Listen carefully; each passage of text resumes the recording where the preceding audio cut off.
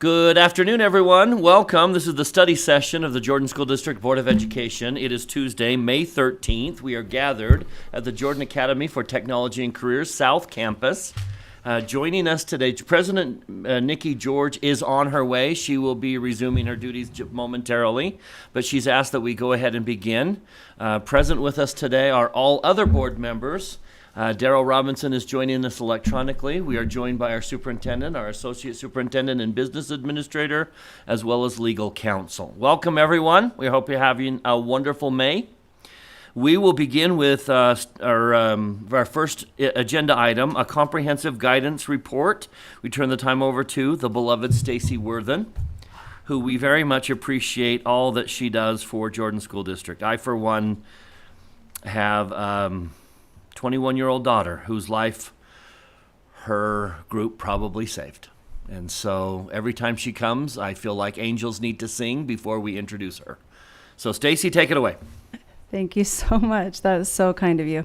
Thank you so much for letting me come and present my annual report on school counseling. As you know, it's required by our state, Utah State Board of Education, that I come and report to all of you every year and speak to what we are accomplishing in Jordan School District with our school counseling program. I would like to introduce you to my team. I am Stacy Worthen, and I am counselor consultant. And under me, I have 4 specialists: Melissa Christiansen, who is currently working towards her administrative degree here in Jordan School District. We have Hillary Emmer, currently working towards her PhD, Amy Gibson, who has earned her CMHC, and Brant Haberman, who is a nationally board certified school counselor. Very knowledgeable and very willing to help in any way possible.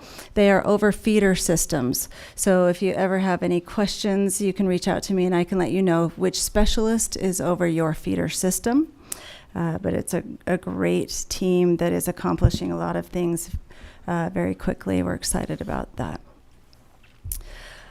What I want to show you today is our high school data projects. Every year we do data projects, and specifically we focus on our graduation rates. So in Jordan School District, you can see like we're incrementally making a difference with our graduation rates. We started in 2018 at about 88%, and we are now up to about 90.4%.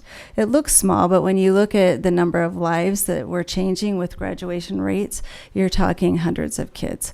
We've also been able to decrease our number of seniors with credit deficiencies by 96% since we started. So that graph, I want you to see where it says pre.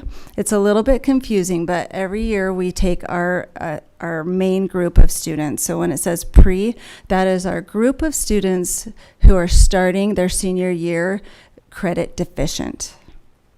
And then after quarter one, when it says quarter one, that is the number that have dropped in credit deficiencies: quarter 2, quarter 3, quarter 4. So we've been able to decrease our credit deficiencies by 96%, which is why our graduation rates continue to trend up. As you know, with your portrait of a graduate, that is one of your pillars. We really want to tie in what we're doing with your portrait of a graduate and the portrait of the graduate initiative, and that is opportunities for all learners, and that is the opportunity to graduate, and we really focus on that. You're also one correction there. Yes, it's our portrait of a graduate. It is. Yeah. It is. Honestly, it's near and dear to counselors' hearts because everything we do fits in and ties in so nicely with the portrait of a graduate. As I was reading through, everything we do ties in to the portrait of a graduate. So you are correct. It is ours. Also, what I would like to show you is everything that we're doing fits in with restorative MTSS. So that's the little graph in the bottom, and you have to have really good eyes to be able to see it. But that center circle is learning, and everything that we do as school counselors is to try and help our students so that they can have successful academic experiences. We want them learning and growing. And so in order for them to learn, there are sometimes we have to focus on prevention, response planning, teaching skills to help enhance academic, behavioral, and social learning, as well as emotional learning. So when you see that, that's what we're referring to. With our high school counselors, what I would like for you to see is every year we're increasing our contacts. So if you look at this graph, we started with 50,896 total interactions with students and parents by counselor. By this year, and this is right now without quarter 3.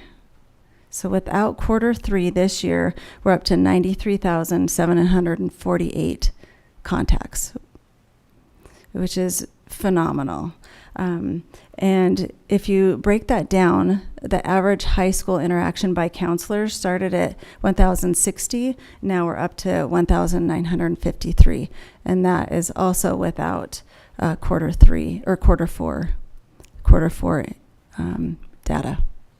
Okay, so with the 1,060 and the 50,896, that's including quarter 4 data. It's pretty impressive. Can I ask a question on that one? Of course you can. Maybe I'm not understanding it correctly, but personally, I would hope to see that going the other direction, that the students are becoming more self-sufficient and learning life skills better where they don't need interactions. Help me understand why it's a good thing that it's going up instead of down. Sure. It's a good thing going up because first and foremost, we want to make sure that every student feels like they have the opportunity to have a trusted adult that they can come into contact with and ask questions and seek opportunities for whatever they might need in their lives. We also we really want the interactions to increase because we're focused on academic learning.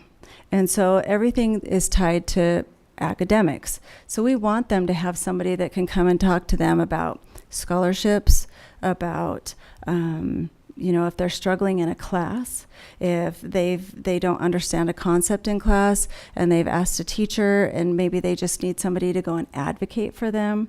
So we want people in those buildings that they feel comfortable with having those conversations. If you think about your life when you have difficult situations that you're coming across, think about people in your life that you want to go and have contact with. You don't want to actually have to deal with those life experiences by yourself. And so we want people in the buildings where they feel comfortable, where they feel like they can actually have someone safe that they can come into contact with and help.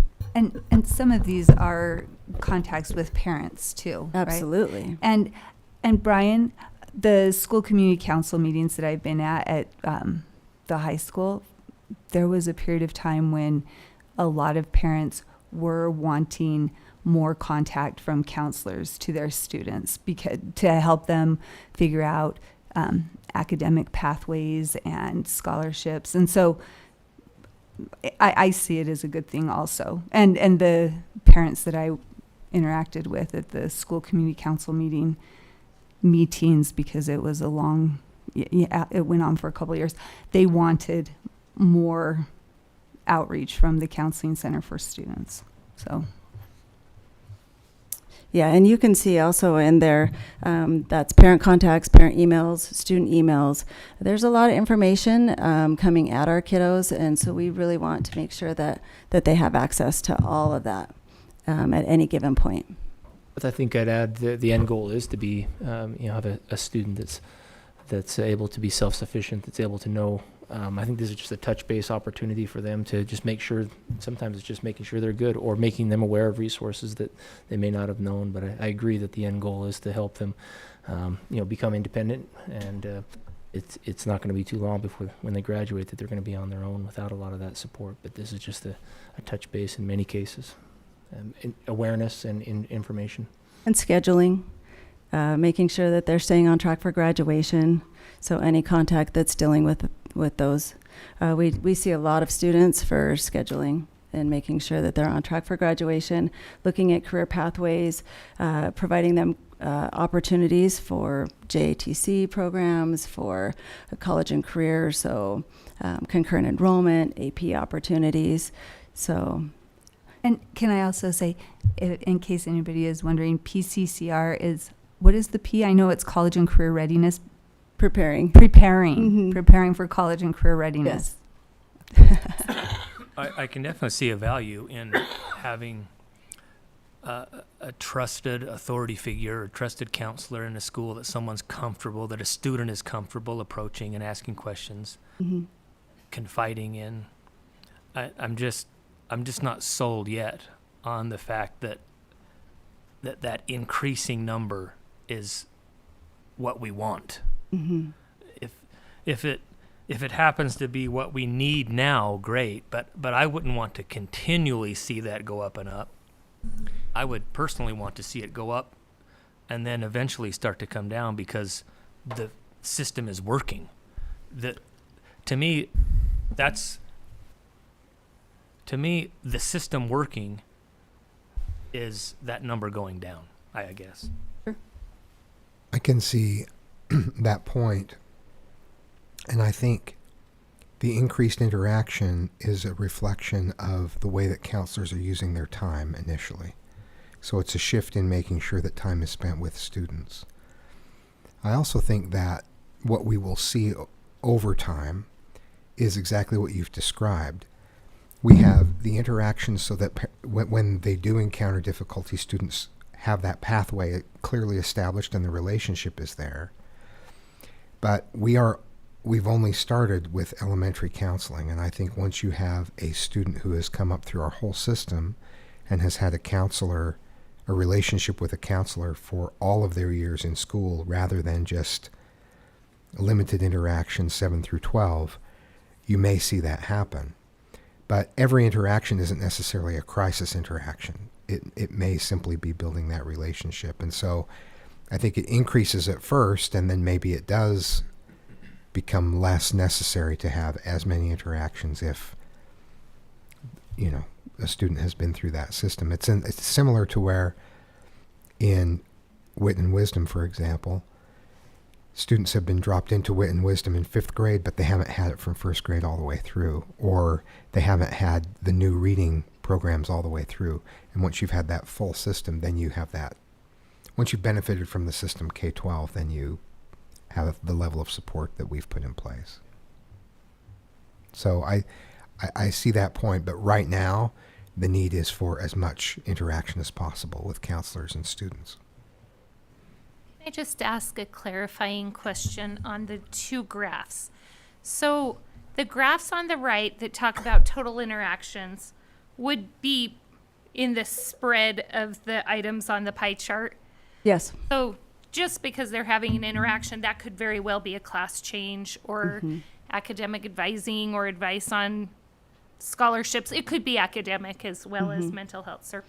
Yeah, so if you look on the pie graph, you can see the orange is academic and career planning. So the large majority of what we're doing in high schools is academic in nature. And that's why you want to have as many interactions with your school counselor as you possibly can. Because if you have questions about college, technical opportunities with technical schools, you want to be able to go to somebody who can help you find that information. So you do want those interactions to be as much as you possibly can, because so here's an example. My 17-year-old goes to Copper Hills High School. he was exploring a couple of different career options. And so he went to his school counselor, and it was academic in nature. He was asking what are the programs to help him so he can be a commercial airline pilot. And we now know that UVU has a great program, Utah State has a great program, and the reason that we know is because our school counselor was able to provide him those resources.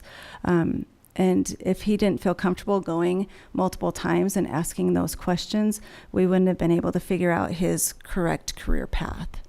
And so that's why you want those interactions to go up. We're trying to break the mold of, well, when I was in high school, I never saw my guidance counselor. I never saw my school counselor. I didn't even know who they were. We want them to say, I absolutely know who they were. They absolutely helped me every single time I went in and had a question about a class change, careers, which concurrent enrollment classes would best meet my career path. And so that's why we're encouraging that trend to go up, because we want our counselors in front of kids as much as possible. One more. Sure. What's a stakeholder consultation? That's any time that a teacher comes down, or an administrator, or it could even be a hall monitor, where they see a student that might be struggling, or they have questions, and so they come down and ask questions and work together to try and figure out. You might have a teacher come down and say, I don't know that this math class is the correct fit. Can you please work with parents to find the correct placement? So that's like a stakeholder consultation. That's a good question. Thank you. Can I ask if these numbers represent just the number of interaction, and so it could be the same student over and over again, the same parent over and over again? Yes. Okay. That is correct. That's actually a really good question. Mm-hmm.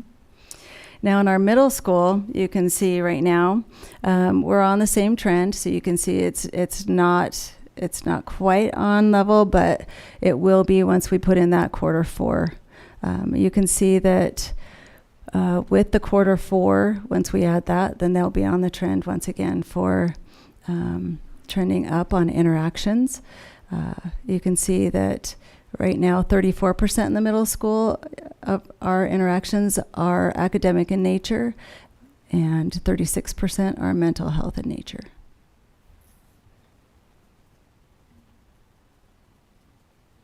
So what is a student contact that is the blue, that is different than school-based mental health or academic and career advising or PCCR, the little 2%? That's a great question. A student contact would be an email to a student, because we have the virtual learning academies, and so we wanted to be able to track how they're contacting their students, and a lot of that is through email.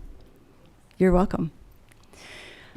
This is, oh yes, Erin. So on the middle school counselors, we don't yet have quarter 4 numbers. Do you anticipate them staying the same or going up? I'm just curious. That's a great question. I expect that quarter 4, we're going to see them trend up again. Yep. So that middle is with quarter 4 from last year. Yep. Stacey, I'm curious. The mental health piece in middle school is considerably larger than the mental health piece in high school. It is. Is that because they just need more, or because the high school counselors find themselves doing so much more to prepare them for post-high school plans?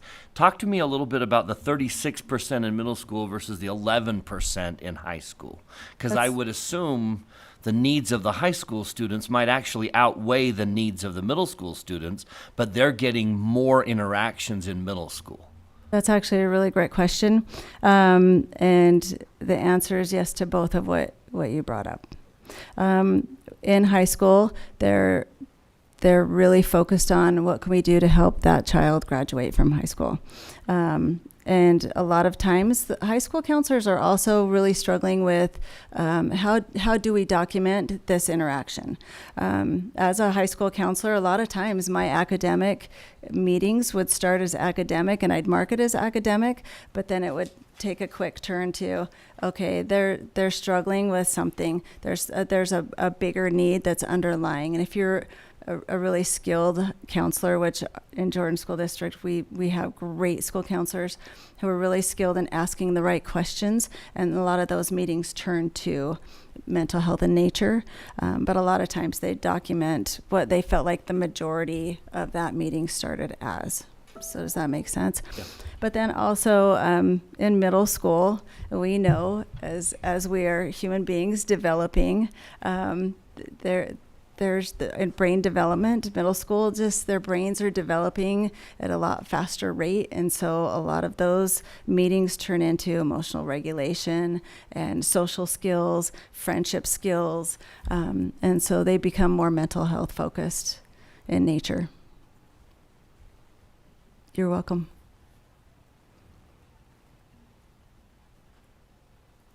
Okay, this is the really exciting piece.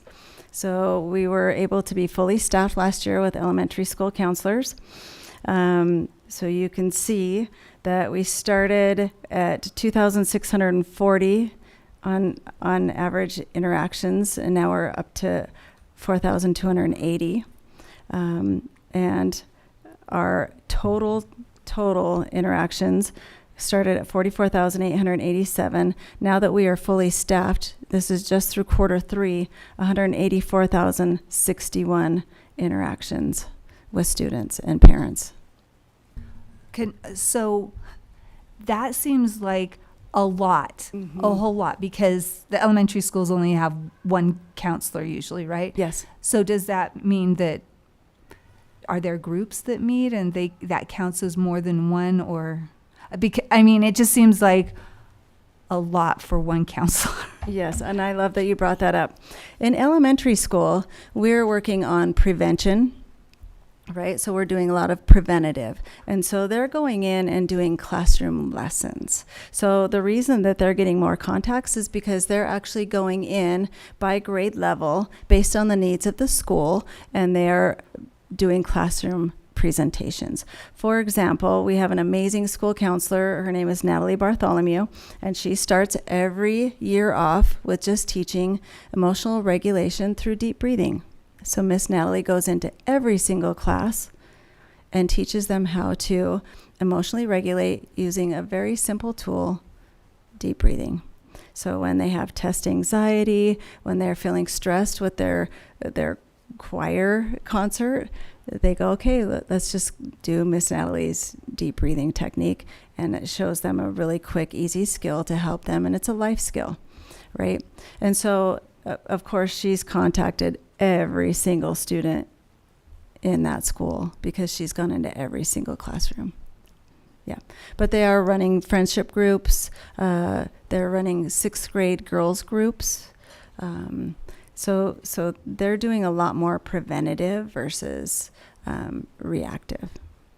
So if they were just doing reactive, we would see that number go down. So, great question. Thank you. Ask one too. I would expect that as our gray increases, our parent contacts would increase with them. I notice specifically at the elementary level, that does not seem proportionate. And is that because most of what they're doing is like full class, not one-on-one intervention? Or why are parents not involved in this loop? That's actually a great question. So we actually took a look at this. 85% of that 94% is classroom lessons. 5,000 of those meetings and those interactions were individual counseling. 2,400 of those were parent contacts. So that means that with the 5,000 individual counseling, those parents were contacted, they got the consent for counseling, and then they were able to participate in their groups or their brisk with their individual counseling. There's a way that we could indicate like large group instruction versus mental health services. Those I There, think some constituents see that and go, what is happening? there actually is, and I have that. It's just really hard for me to give you every piece of data. So if you really wanted that piece of data, we have it, and I'm more than happy to share it with you. So.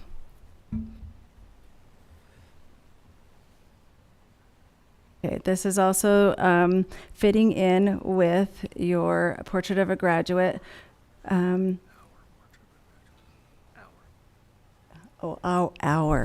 Our. Thank you. For our portrait of a graduate. We are really working to make sure that our school counselors are trained and knowledgeable when they're coming into contact with our students. And so I wanted to share with you how we train school counselors. We're probably one of the most highly trained groups because of how often we are in trainings. We do a quarterly in-service. So all school counselors are trained 4 times a year, 5 if we include our summer training. With our monthly district-wide school counselor PLCs, we host that on the second Friday of each month. So those range between 5 and 7 times a year based on the school calendar year. Our elementaries add an additional PLC on the 4th Friday. So our elementary school counselors are getting that additional training because they're so new to Jordan School District. So they're added training, added support. And so that second also is 4 to 5 times per year, depending on the school calendar.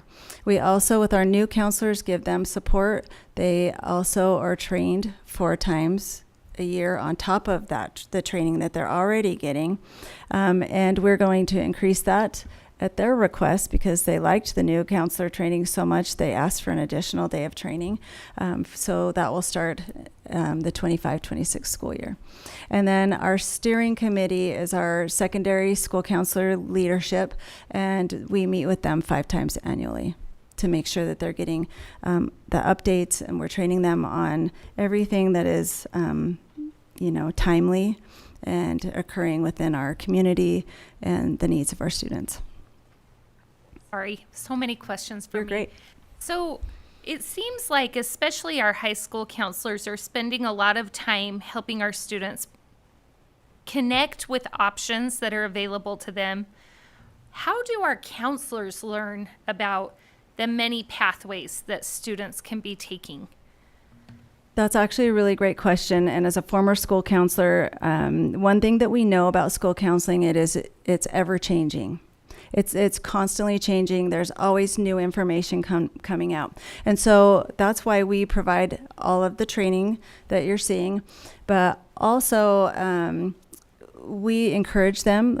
She has a training every year. We encourage them to attend that. Every university has a training opportunity, so we encourage them to attend those as well. We encourage our counselors to pause and research and reach out. So that's why we have our specialists, because our specialists are extremely knowledgeable and can also do research as well. What we're learning too is by the time that it does get to the specialists or my level, we've found that the high school counselors have given the correct answer, but the parents are reaching out because they want to be reassured that they've been given the right answer. So I think that it's just really working to make sure that we have good relationships with our parents so that they trust that we are providing them the correct information, or allowing us the opportunity to take the time to get back to them so that we can give them the correct information. Does that make sense? So in none of the training that I'm seeing here, they need to go above this, find time, seek out other training opportunities, like going to a university training, for example, outside of what's on this slide. They can and do, but this is showing you that we're also bringing them in and training them to this as well. But none of these are like academic. Oh, absolutely they are. They're academic, they're mental health, they're everything that they need to know for the whole student. So it is academics, it's collegiate, it's scholarships, but also we do encourage them to seek outside if possible and if it's important. Yep, you're welcome. Can I ask, you talked about specialists. Where are these specialists? Are they your, like the team leads you talked about that are over the feeder systems, or is there somebody else that's below them? Who are the specialists that are helping them? The specialists are my team that I showed you pictures of who are over the feeder systems. Yep. And they are out in the schools often. The only time that they're really at the district office is on Mondays for my meeting. But most often they are out in schools so that they can be readily available to help with school counseling and answer questions and make sure that that our school counselors are getting the support that they need. And I just want to say I really like that model of the pause, research, reach out. I feel like it models the whole resilient lifelong learners pattern to the students, because nobody can know every single thing about every career and every college and scholarship. And so I feel like that kind of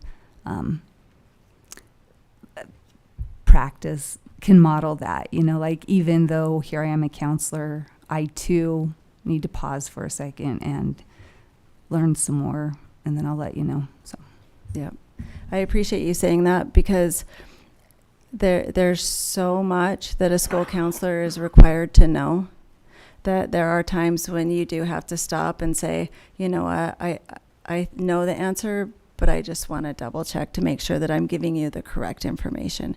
And you're right, scholarships also are ever changing. What we knew to be the scholarships offered through the state last year are different this year. And so it's really important to trust your school counselor and allow them the opportunity to make sure that they're giving you the correct information.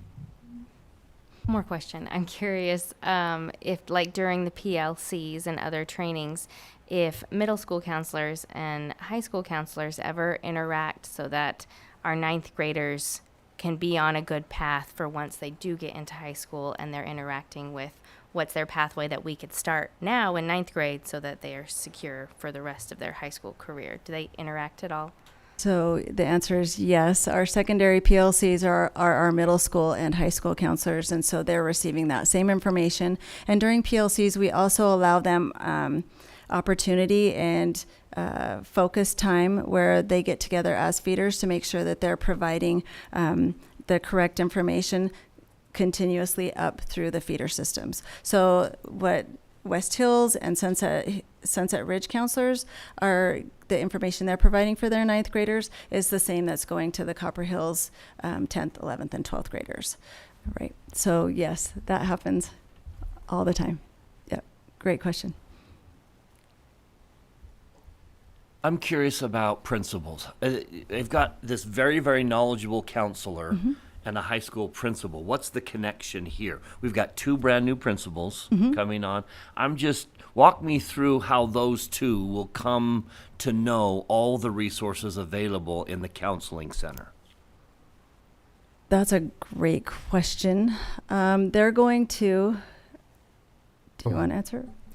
Well, I would just say they've worked a lot with counselors as assistant principals. Right. So it won't be new, but they do have to establish, okay, how do we interact now?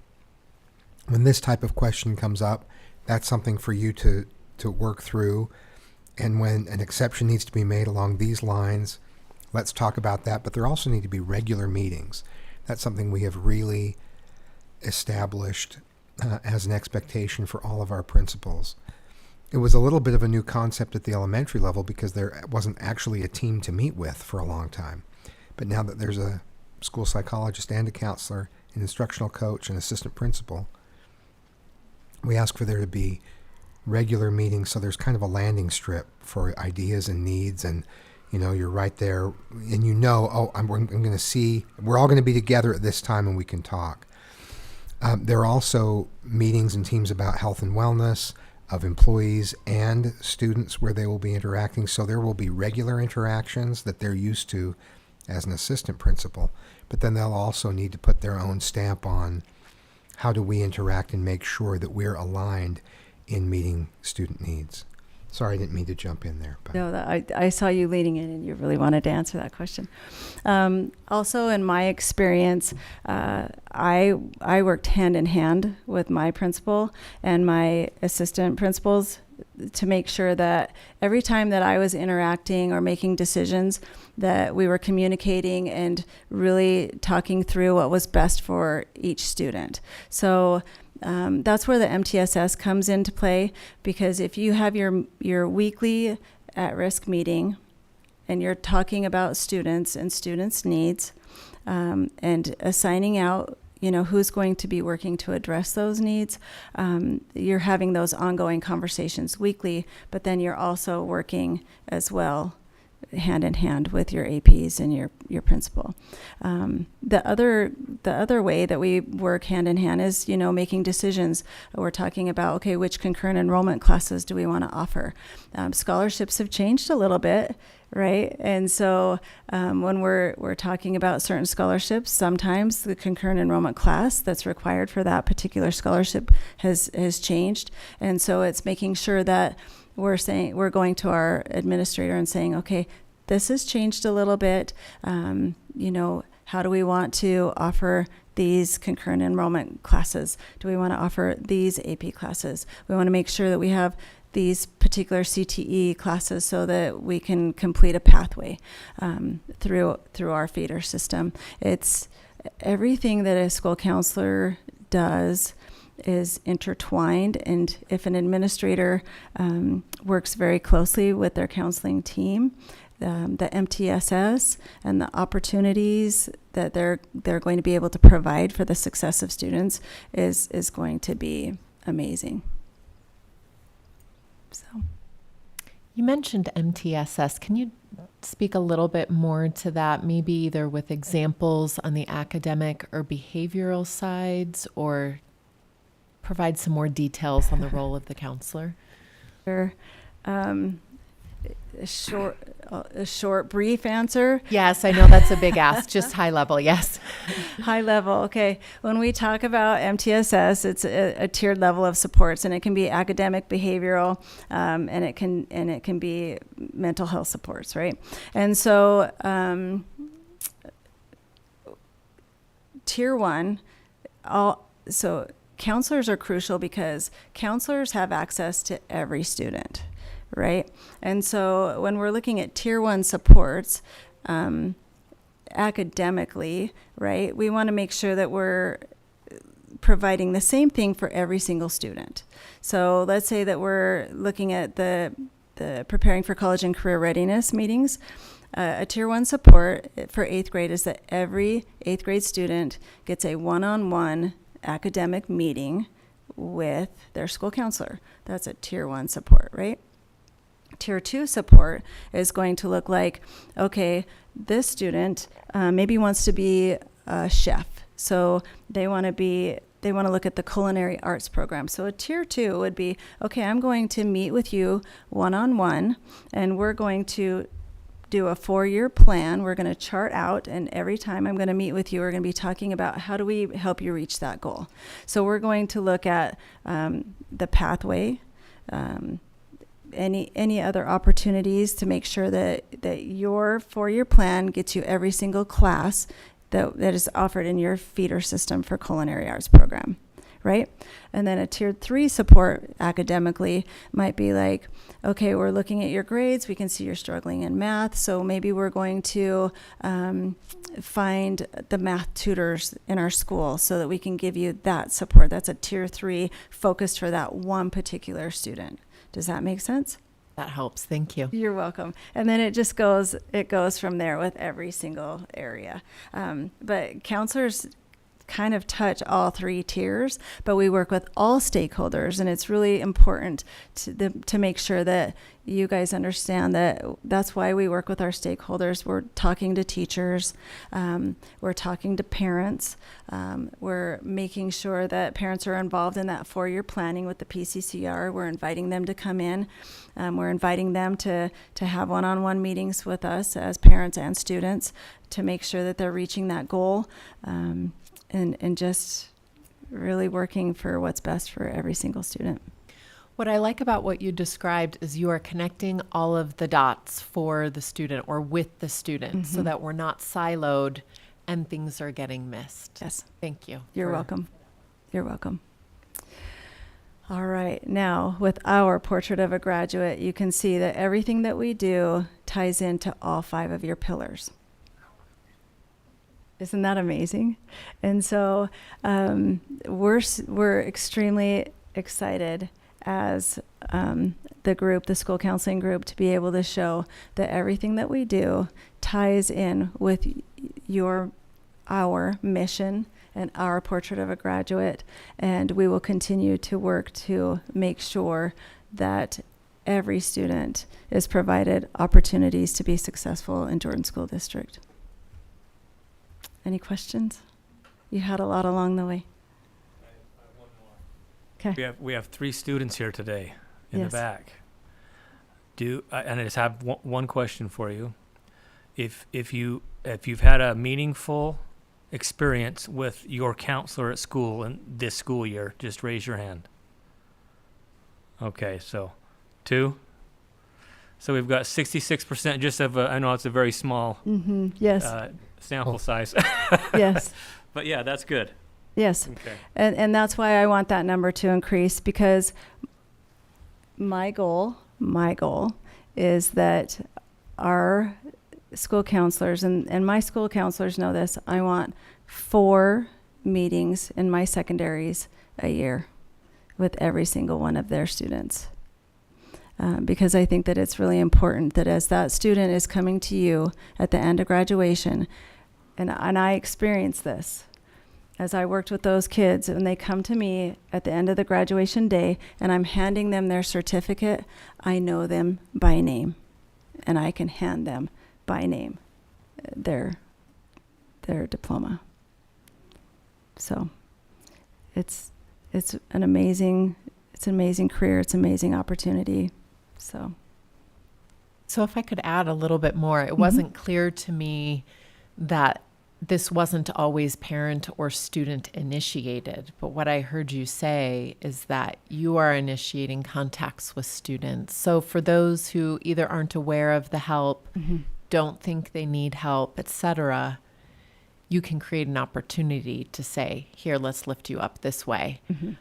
This can be easier, or we Yes. can work together. Yes.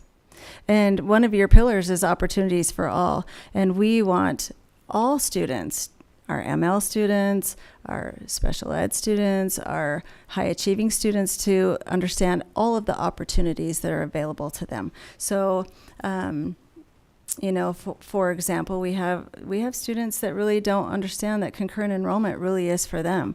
And we've been working very closely with Teaching and Learning and Chris Richards-Kong to get in front of students and say, look, you have an A in this class.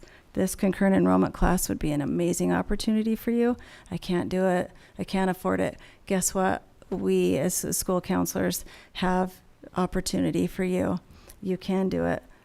Let's get you into this class. Let's give you an amazing concurrent enrollment opportunity where you can see that you can be successful and help you grow and learn from there. I didn't know in high school that I needed you. And I could have benefited, so thank you for helping our students. You're welcome. Thank you. I appreciate you guys taking the initiative to reach out to students to let them know what is available to them, because I maybe could think of one time I had an interaction with my school counselor in the 4 years I had high school. So I really appreciate the initiative. Thank you. And that, once again, that speaks to, that's why I want my numbers to go up, because I want my counselors to look in their students' faces and say, I know you, I see you, let's help you reach your goals. I don't know who this question is directed to, so I'm looking at my fellow board members and the administration. I would be interested in some of the data Brian referenced, or just how are we doing on this reaching every student 4 times? Can we gather the reasons why it's not occurring? I would be curious, either in a future meeting or next year when we discuss this, to have a few more data points, even trending year over year. I know there's a million ways we could go with data, but I'd be interested in more. Yep, I would love to show you what we have. Any other questions? Years ago, when we had this meeting, we were hemorrhaging all over the district. The need was massive. We just didn't have the resources. And I asked the same thing every year. Have we put out all the fires that were urgent at that point? And now we're just kind of dealing with the normal? Or are there still major fires that you have not been able to put out because of lack of resources or for whatever reason? That's a great question. And what I would tell you is that now that elementary principals have a school counselor, they know what our role is, they know how effective we can be, they now want the same ratio that the middle schools and high schools have. They want that 1 to 350 ratio because now they see how successful school counselors can be in their buildings. And every time I walk into a building, the administrator's like, "Oh, don't take my school counselor." Why would I? It's an amazing resource, right? So, and I tell everybody, once I get the 1 to 350 ratio in elementary, then I'll retire. But that's my goal. So right? if we want to keep you. You'll never get it. Right. Keep you anyway. But that is my goal, to be able to say in Jordan School District, we have a 1 to 350 ratio, K-12. And so, thank you.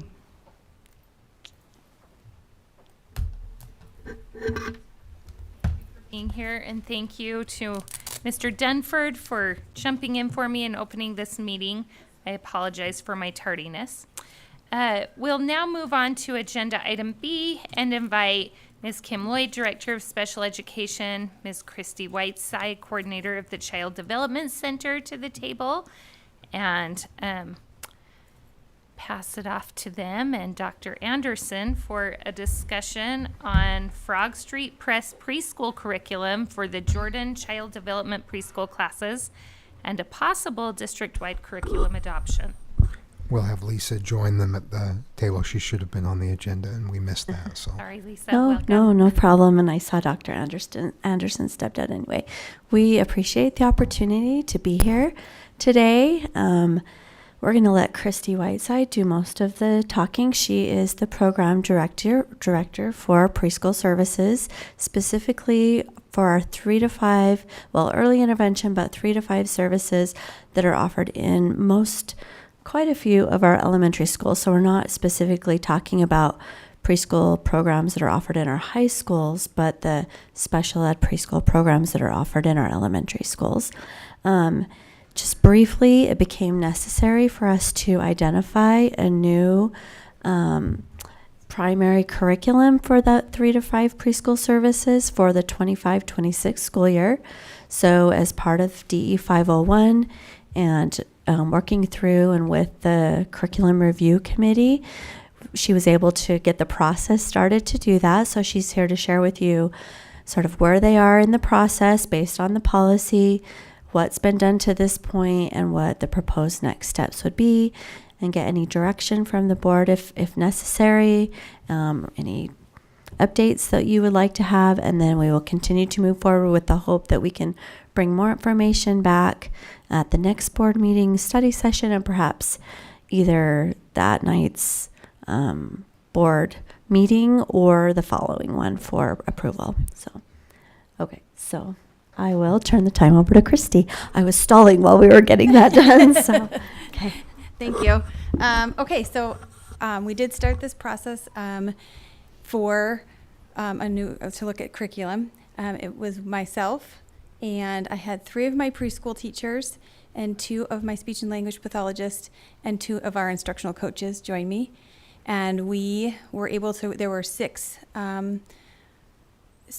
vendors that we reviewed. 3 of them moved forward, and they presented to us with specific questions we had regarding the curriculum. And then from there, Frog Street was selected.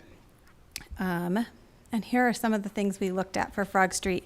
It's a comprehensive standalone program, so it encompasses all of our state standards for early learning. It also follows along with the letters strategies that we trained our staff in last year. It's got a clearly defined scope and sequence.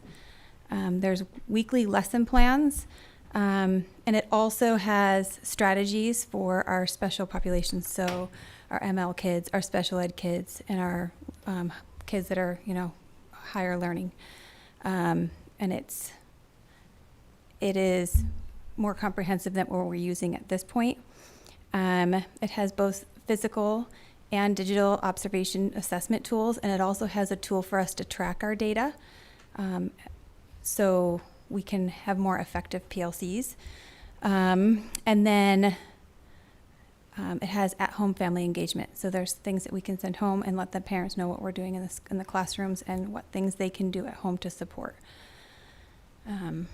So those were the big rocks. There were lots of other reasons that it was selected, but those were the big pieces. Our next steps are to hold an open house. We're looking to do in person and have the curriculum available as well as online access for those. And we're hoping to possibly come back on May 27th to be able to move forward. Does anyone have any questions? Is this a replacement It is. existing one or okay? The existing one actually was one of the top 3, but Frog Street was what? Was Also one of the top 3. It was the top one. It was the number 1. Okay. So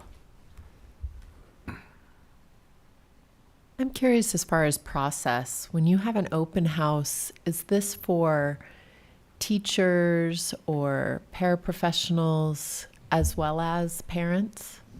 Okay. So the open house, we actually, the open house will go out to all of our current families and then teachers and whoever in our staff that wants to come review it. Maybe I missed this piece, but what triggered this new curriculum that we needed to find new curriculum? We were at that point. We've used this for 10 years, I believe. It's been here the whole 5 years I've been here. And we were just to a point of needing something that maybe aligned better with our curriculum. And it's part of policy. I think that we needed to at least go through that process.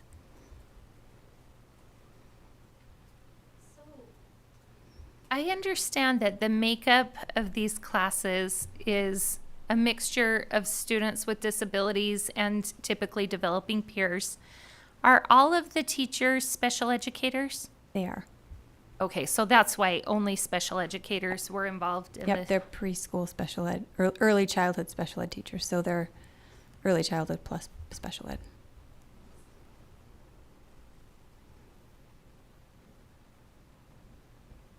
Anything else? Okay. Who will receive invitations to the open house, and does it have to be a currently enrolled family, or how do you know who could potentially be coming to a preschool? Well, we at least know who's coming next year because we've already done enrollment as far as our typical peers go, our typically developing peers, and then we know for special ed those kids as well. So we'll send out an invitation for the open house to anyone currently enrolled for next year's program. Correct. And then it'll also. What are we talking? We have about 1,500 students. Right now we've enrolled about 800 typical peers, and then the rest are special ed. Next year we'll have 36 preschools and 32 elementaries. So How will they be notified? through email, through Parent Square. So we'll notify them through Parent Square and email, and they'll also have an online access to, if they can't come in, to just access the curriculum that way. So this is for all of our preschools. Sorry, let me find my bearings. It's for all of like the child development type preschools, not the high school ones you talked about where like the students are in there with the kids. Is that correct? Correct. It's all the ones in our elementary schools. Okay. And the ones that will also be housed at our new center, the Jordan Learning Center, eventually? Is that Those the same preschools? Right now, well, we won't have, right now we don't have a preschool class slotted for there. They're in the elementary schools. Okay. Okay. Thank you.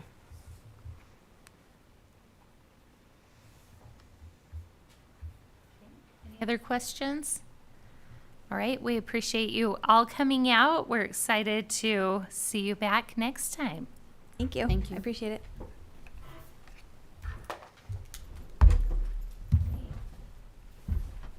Up next, we'll have a review of our administrative policy DP 380, maternity and parent leave. We'll invite Ms. Gaydosh and Mr. Bird to the table.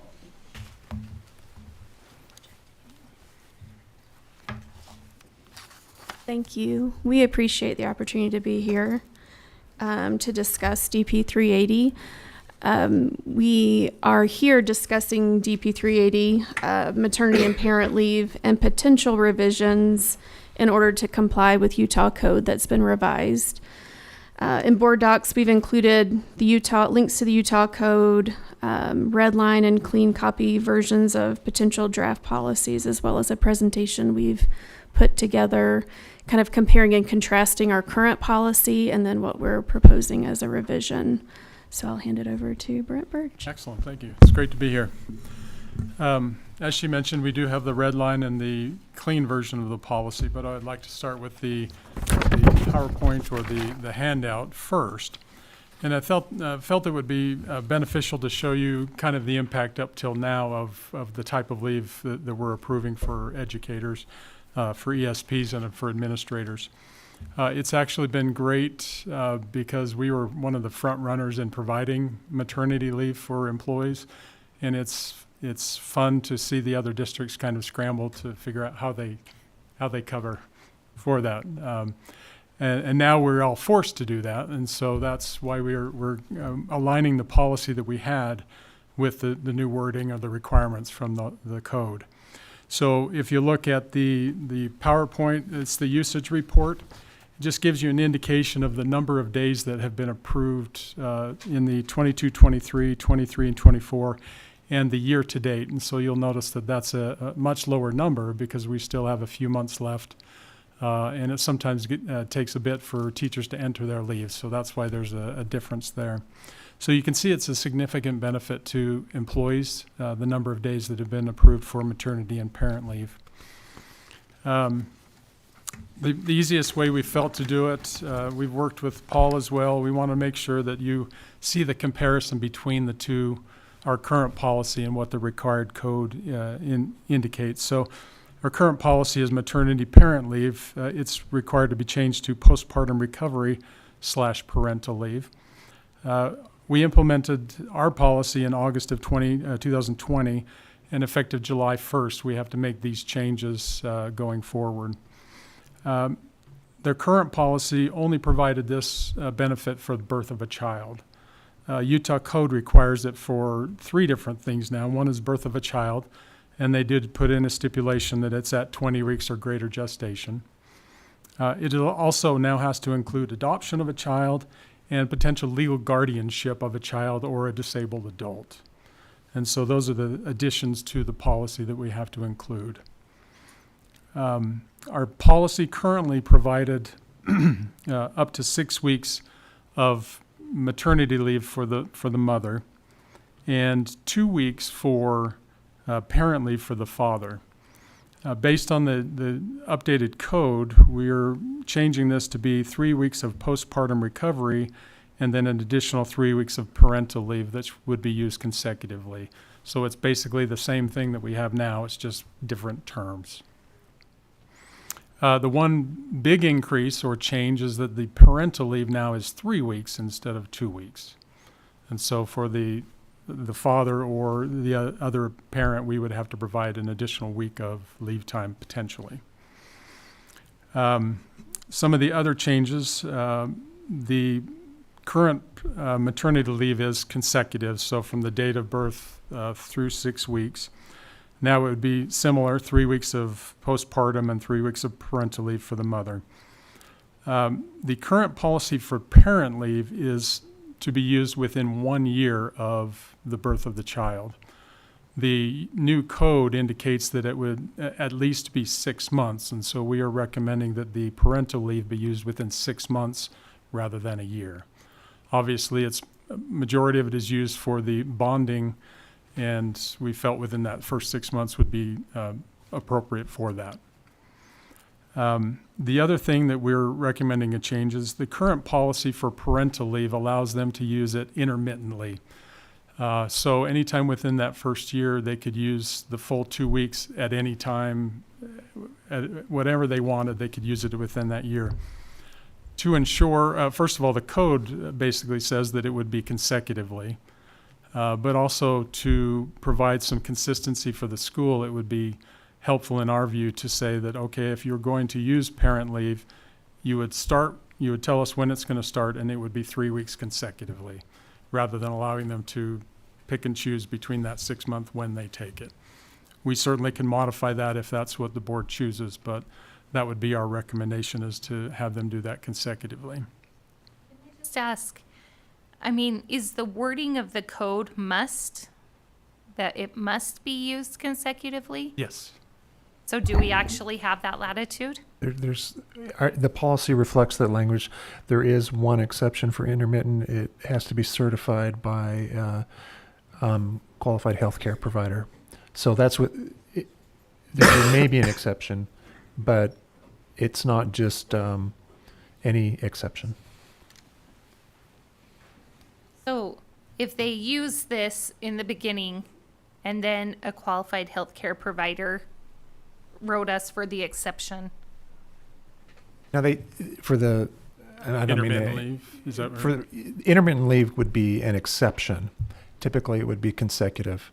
They still would have access to the other leaves should they have a need for more FMLA and other needs. But I think it's the recommendation, and I think it makes sense, because otherwise, it becomes, hey, I want an extra long vacation this weekend. I'm going to save up my parent leave, and, or I'm not feeling well, let's just call it parent leave. And it leaves schools difficulty. And it's the kids, as you know, it's the kids who suffer when their teachers are gone.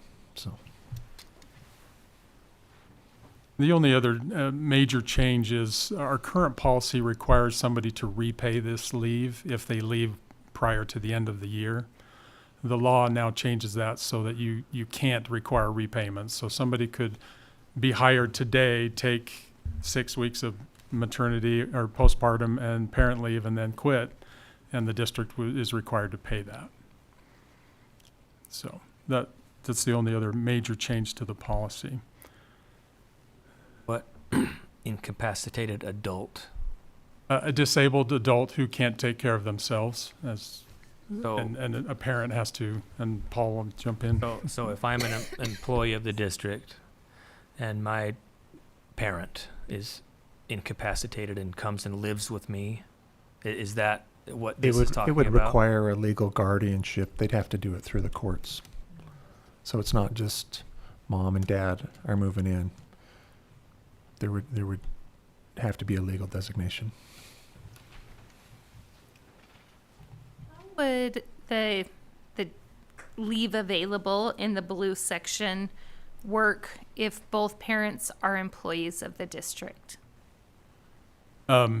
So both, obviously the mother would have access to the postpartum. The father still has access to the parental leave. So they would both have access to. It's capped how much you get in a 1 year period, so they don't get to double dip. So a family would have to say, we get 3 weeks between the two parents if they're both employees. They would each get it. They would each get it. Great. They'd each get what they get. Yeah.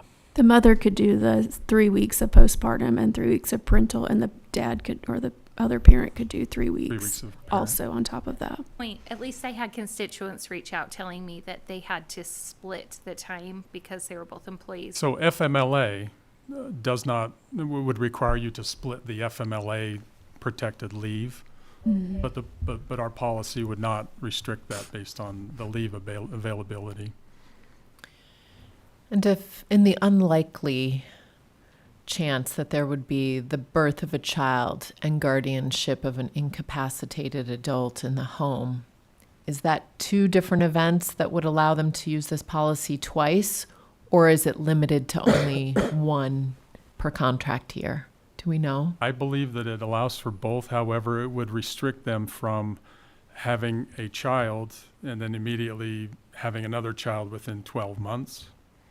You couldn't double dip on that. So there is some limit on that. But I Okay. think, Paul, correct me, but I think you could have both a child and a legal guardianship, and I think it would qualify, but I don't know that it specifies that. Under the policy and under the law, a qualified employee may not use more than 3 consecutive work weeks of parental leave within a contract year or a single 12-month period. So it you is can't limited. just keep stacking. Okay.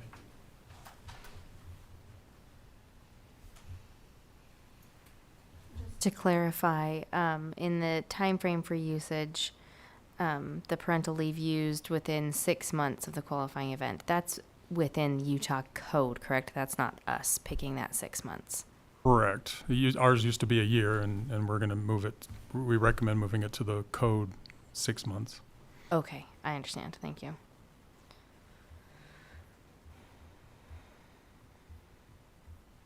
We couldn't say they have to do it within 3 months. That would be more restrictive than the code. But we could keep it at a year if we chose to be more flexible than the code. Isn't that correct? More flexible, just not more restrictive. If we're going to change the policy to say that you have to use it consecutively, so once you start using it, I don't know that a 1-year time frame is needed for somebody who has to use it within a certain time frame. I guess if they were waiting for a vacation 1 year from now and they wanted to use it, if we change policy that way. Other questions about the policy?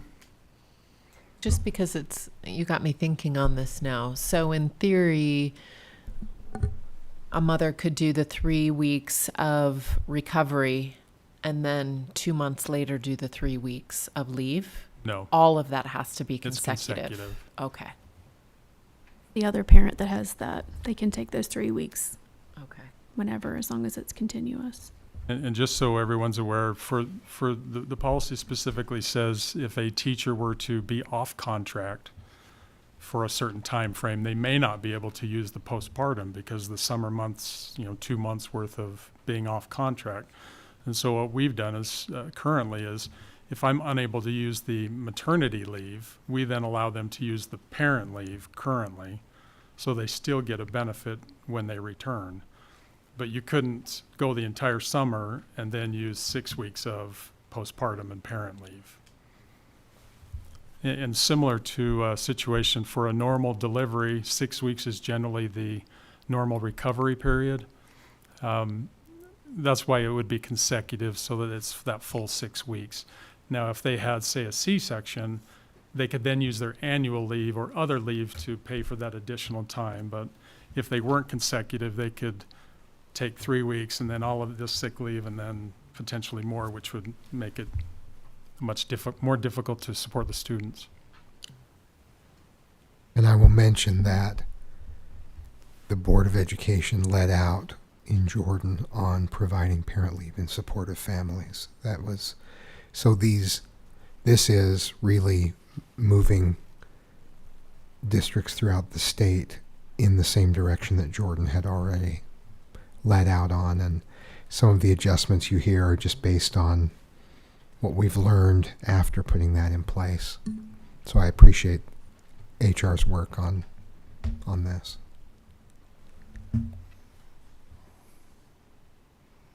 And I thought that we had changed the policy last year. about no repayment necessary. Didn't we change that?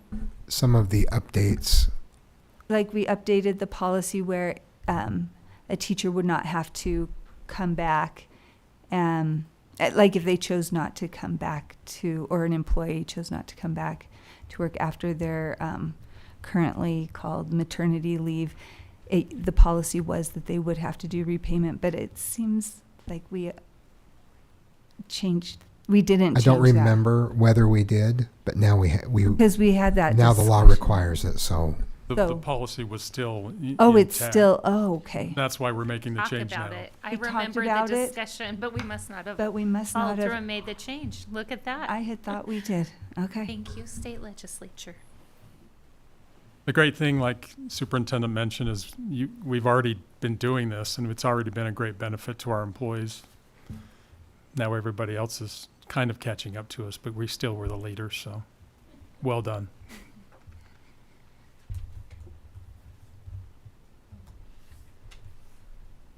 Board members have specific concerns that you would like to revisit this before a vote? Comfortable going straight to a business agenda?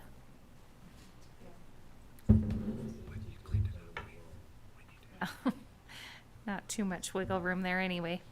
All right. Well, we appreciate you being here. Thanks for your work on this. We'll So- see you soon. Sorry, I go ahead. apologize.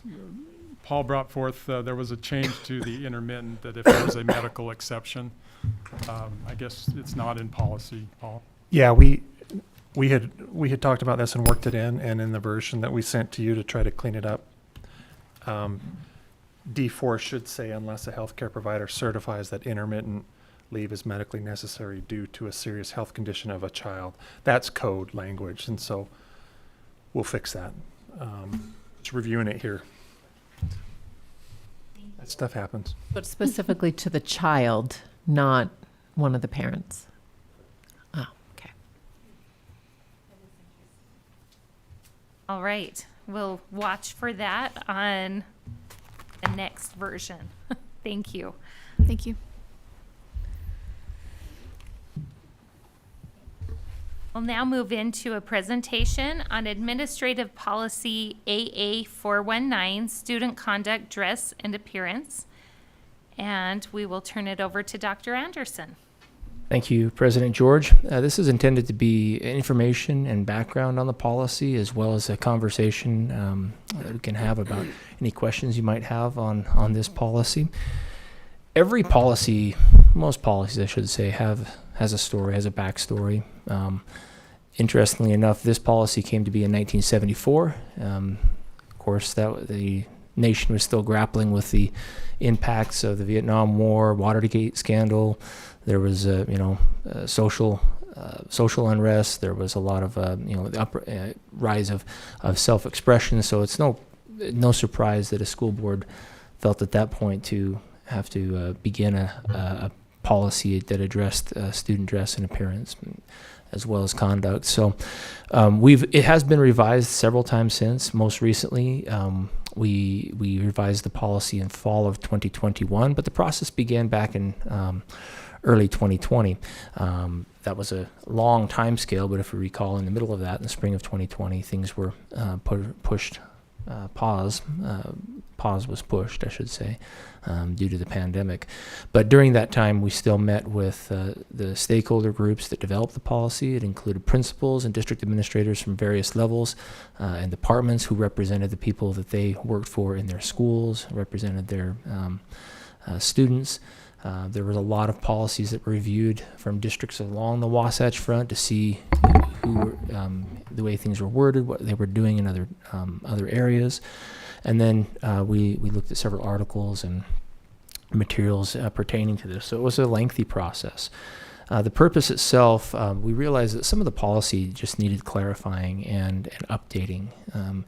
There was an emphasis to shift from a zero tolerance rules approach to a focus on expectations, and really ultimately a focus on student learning, to reduce out of class time spent managing and enforcing a rule. That's there were gender and culturally terms in there that were not neutral when it comes to gender and culture norms. We needed to update and clarify policy in verbiage and terminology that was outdated and a little bit ambiguous. And of course, during this time, we realized the need to address both in-person and virtual learning. And so we also did that with this within the scope of this policy. So the zero tolerance rules, are you saying that prior to the 2020 change, it was more rule-based, and if you break this rule, you're sent home, kind of a thing? Yeah, there was more of that approach or that mindset. Some of the language in the policy itself was pretty binary. Like hats, for example, we removed hats from the dress code policy. Before, it was zero tolerance approach to hats. You can wear them at all. Approaches like that, and really, but more of an emphasis on learning and emphasizing what was going on in the classroom, and making sure students were in class rather than being, pulled out more than they ought to be. So during this process, we did gather a lot of stakeholder input from parents, focus on school community councils. We as a staff met with every secondary school community council and reviewed a summary video. We received feedback from them. We set up a website and an email wherein they could give their feedback, questions, concerns that they had. We asked each elementary school community council to also review the video. Email notices, numerous notices were sent to parents and employees about it, and we did hold a town hall in the fall of 2021 on this rule. Along the way, all changes that were being proposed, the multimedia presentations on the policy were put on our website and pushed out to parents as well, so they had an opportunity to know what was going on and be a part of the process of feedback and input. Again, just I Sure. should have this off the top, but what does the bullet gender and culturally neutral mean? There were. Yeah, we changed it so that okay. Yes. Okay, I was like, I feel like with our graduation regalia, we specifically said you can represent a culture and that. Okay, thanks. You are correct, because part of this policy is graduation regalia, and we made sure that we were compliant with law. But when it comes to specifically student dress outside of graduation, we removed language that was specific to genders and specific to clothing worn by a certain gender, or hairstyle references that were directed at more not as culturally sensitive and so forth. So. Thank you. I was just thinking differently, going, what? Yeah, and to build on that, we removed or clarified language, the word immodest, for example, or specific types of clothing or styles of clothing. As I said earlier, we removed hats, but rather than make specific references to specific items of clothing or specific genders, it was broadened, and it was more of an expectation-based approach. This was also, I would add, a very parent-centric policy that reflects the input and the feedback that we received from the school community. And they were designed to give specific guidelines to students, parents, and administrators.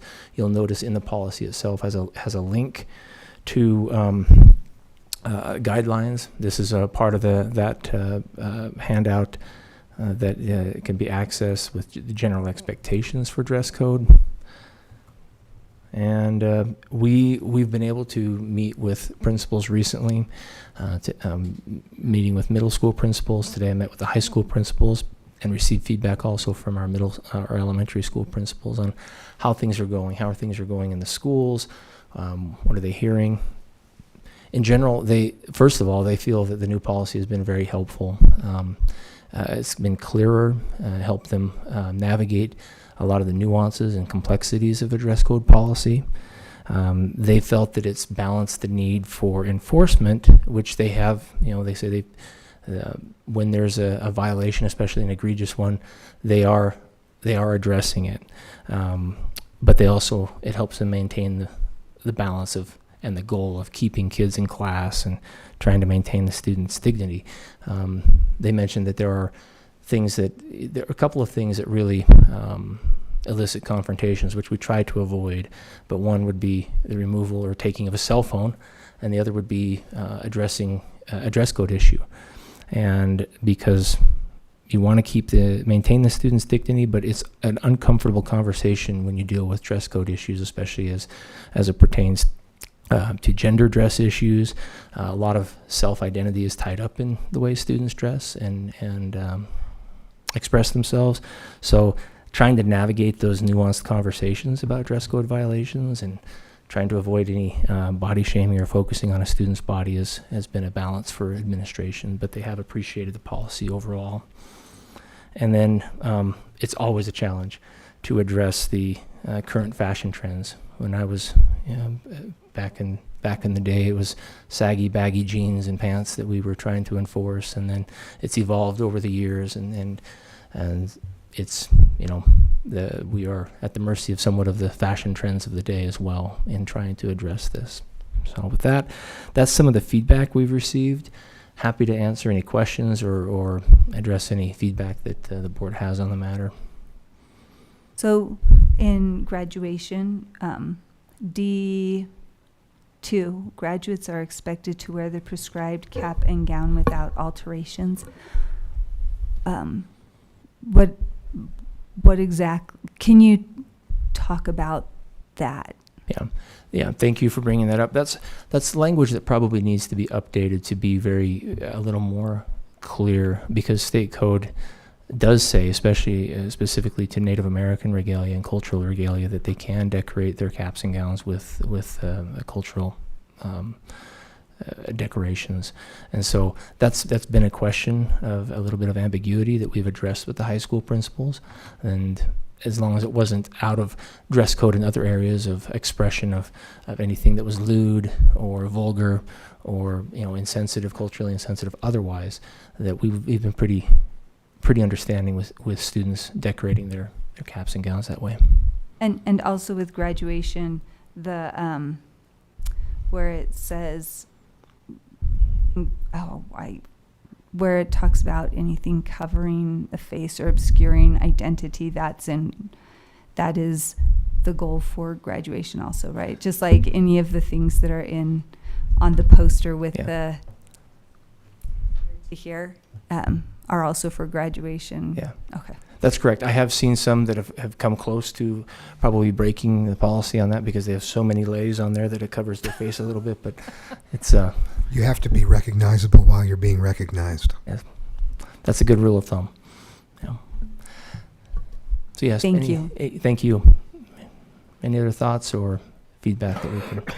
Can I ask that same question about being recognizable with our regular everyday school wear?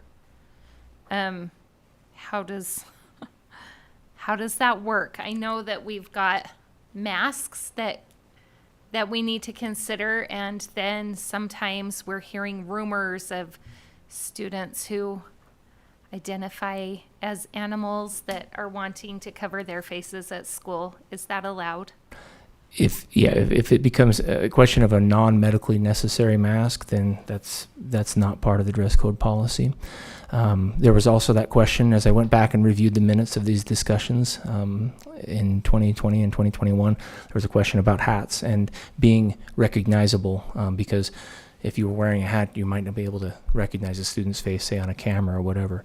And we wondered about that, and there were some concerns about that at the time. The feedback we received is that it's been virtually a non-issue. In fact, administrators have commented that those that wear hats are often easily identifiable in a crowd because they wear the same hat every day. And so they can pick them out and they know that student that's walking down the hall by their hats. And so that hasn't been the issue they thought it was. If there are other issues, regardless of the type of mask that's not medical, we would address that. And I have another question, and you might not remember this, but I am interested in how many people participated in the town hall or open house about the dress code policy back in 2021. Do you have an estimate? Was it super well attended, standing room only? It was not standing room only, I know, because it was next door. and in the room next door. It was attended by several, but I wouldn't call it an overwhelming crowd. I would also say that we took a year, and by we I mean Dr. Anderson and other members of cabinet, took a year to meet with every school community council at the secondary level, and there was someone personally from cabinet that met with each. I remember school those community meetings. Council. Yeah. Elementary, I think we had a video and a presentation that was shown, but someone was in person at all the secondary meetings over the course of a year, because of the very personal nature of changing dress code policy, the importance of making parents a big part of that discussion and ultimately of the policy, and the big change from 50 years ago. So the district brought the town hall to the people. Right. At the school community council. To elected people and any other attendees. Yeah. At each school, yes. Yeah. And there was some great feedback there. And yes, to your point, we did bring it to the councils and got some good feedback there. And I will add, just in maybe in closing, just the administrators that we talked with, each one of them acknowledged the complexity of enforcement with dress code. It's hard to address every single issue. During this process, we've used an analogy, and we've recently talked about it, is, there on any given time, if you drive on a highway, I-15, Bangor, or what have you, there are going to be drivers that are on the road not following the strict letter of the law in terms of speeding, 3 seconds of blinker, lane changes, etc. But the egregious offenders, the ones that are speeding at a high rate or changing lanes dangerously, they're going to get pulled over. They're going to be addressed at some point. And the administrators say, look, when we see, especially an egregious violation, something that's just obvious, we're going to do that. We probably miss some, and we also don't want to maintain or want to maintain a good flow of the school day and the learning environment. We want to focus on students being in class and learning. Just like on the highway, if you were to pull over every single speeder at any given moment, it would cause chaos. It would cause gridlock in the highways, and it would not function. And so they have to, they have a tough job. It's a nuanced job, one that requires a careful approach with how you approach it with students and their parents. Many of their parents are well aware of the attire that their students leave the house with. And we have to recognize that oftentimes this policy and the dress and the attire that the students choose to wear is a reflection of what their parents support as well. So it's a difficult and often, or what the parents don't necessarily support, but are preserving their own relationship with their children. That is a much better way to say it. And we also recognize that especially in a month like May, where you can be very chilly in the morning and warm in the afternoon, that dress styles and articles of clothing can be changed several times throughout the day. Is there a different expectation or understanding among the teachers and among the administrators as far as enforcement goes? Because you've talked about administrators and enforcement. Do the teachers feel a sense of obligation to enforce, or is that just left completely up to the administrators? We talked about that today, in fact, and first of all, most teachers are very understanding and appreciative of the policy as well. We try where we can, and I think the expectations are in most schools that teachers are not the enforcers of the dress code policy or any other rules. That's why we have administrators. However, we also recognize that sometimes they're the front lines, and rather than we don't want teachers confronting students, but some schools have created a system where they can text the administrators or send a message to the administrators so that it doesn't facilitate an in-class confrontation, that the administrators and the hall monitors can help address that. Teachers can get frustrated at times with the perceived lack of enforcement, but it's also what they know, and it may be what a student knows they can wear something to one class and not the next, and even clothing styles can change from one class to the next. So, but for the most part, the feedback we received is that teachers are appreciative. They know that it's a complex job to enforce the dress code, and they appreciate the work that administrators have done, and to the extent possible, we really try to leave the enforcement to the administration. So do teachers not even mention it to a student?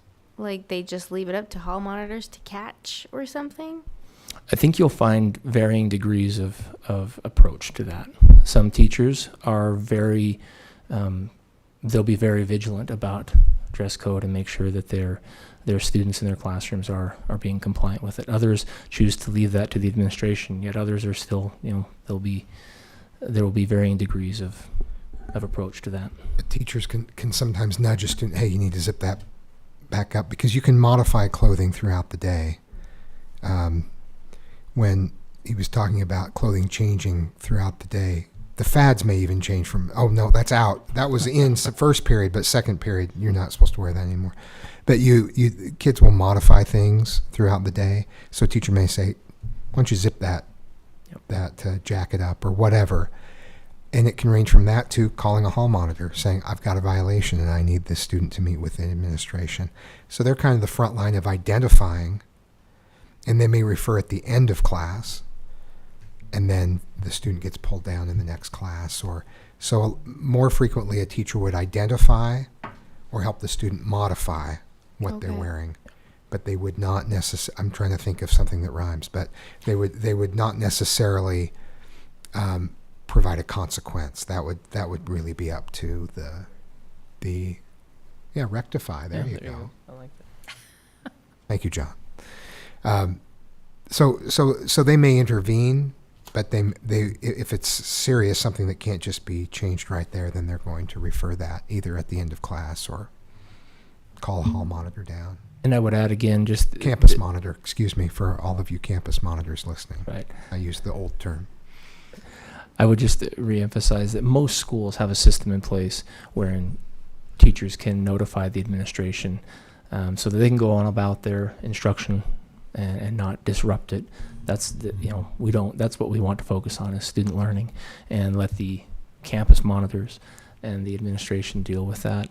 And I was also add, it depends on how you approach things. As a male teacher, I was a little hesitant sometimes to approach certain dress code issues, and I appreciated campus monitors that could do that, and female administrators that could help approach things. And so I'm going to go back to D2, where it says graduates are expected to wear the prescribed cap and gown without alterations. So are we okay with alterations to the cap? Some people like to decorate them, and you did mention that there are some culturally significant things people can do with their cap. But here it just says the cap. Should we look at changing this policy? So it matches with the practice, or does that just go along with the allowed to wear recognized items of religious or cultural significance in a dignified manner? To me, it applies to the cap also. Yes, I think so. But to your point, I think in talking with Mr. Sorensen and some of the other principals, number 2 on that part of the policy that talks about the cap and gown is a little inconsistent with how it talks about allows later in the policy that they can celebrate their culture.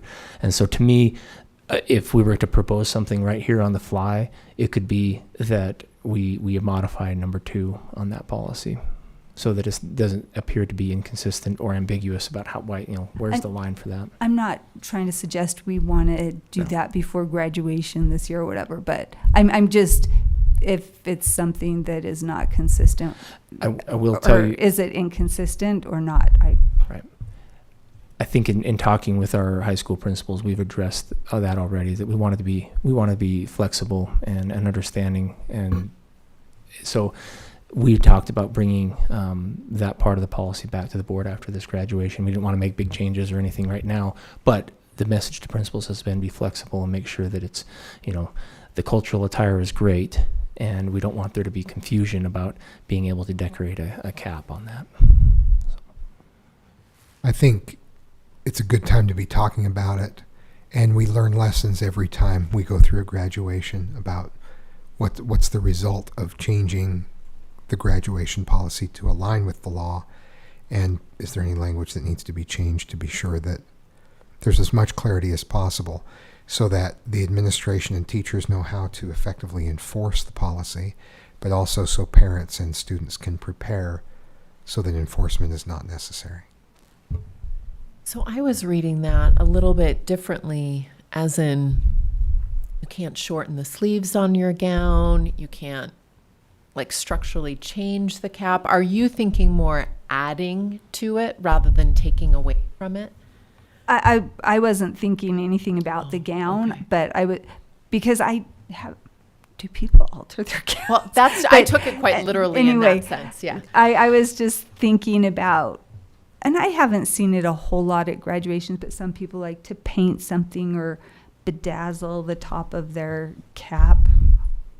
Valley, everyone does. I mean, Yeah, the You idea have a plain one. the idea is you wear the cap and gown as provided, and if you want to add other things that you also wear, you can do that, but that you don't like shred the gown or Take away from it in tape some on way. top of the gown, and there's a high level of creativity. Offline, I can tell you what I did to Especially my if you cap when I challenge it, yeah. graduated from high school. It was pretty cool, actually. I'll learn here in a few weeks. President, So- sorry. No, please, go ahead. I was changing the subject, so Okay. if I you would- had more to add And- to that. and to be honest, I think that too, it might be a nice thing to allow individual high schools to decide to what level they are willing to allow Right. those types of alterations. To that end, President George, I was just going to say, if you're okay with us bringing some proposed policy revisions after graduation to this body, that would be great. I was curious, in the document provided to us, it said revised doc, but I was hard pressed to find what the changes were. Have you changed it, or this is just our current policy that is what you? This is the current.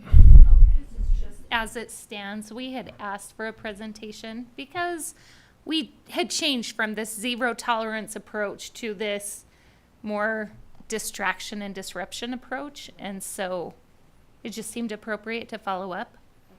Yeah. So right now, no proposed changes.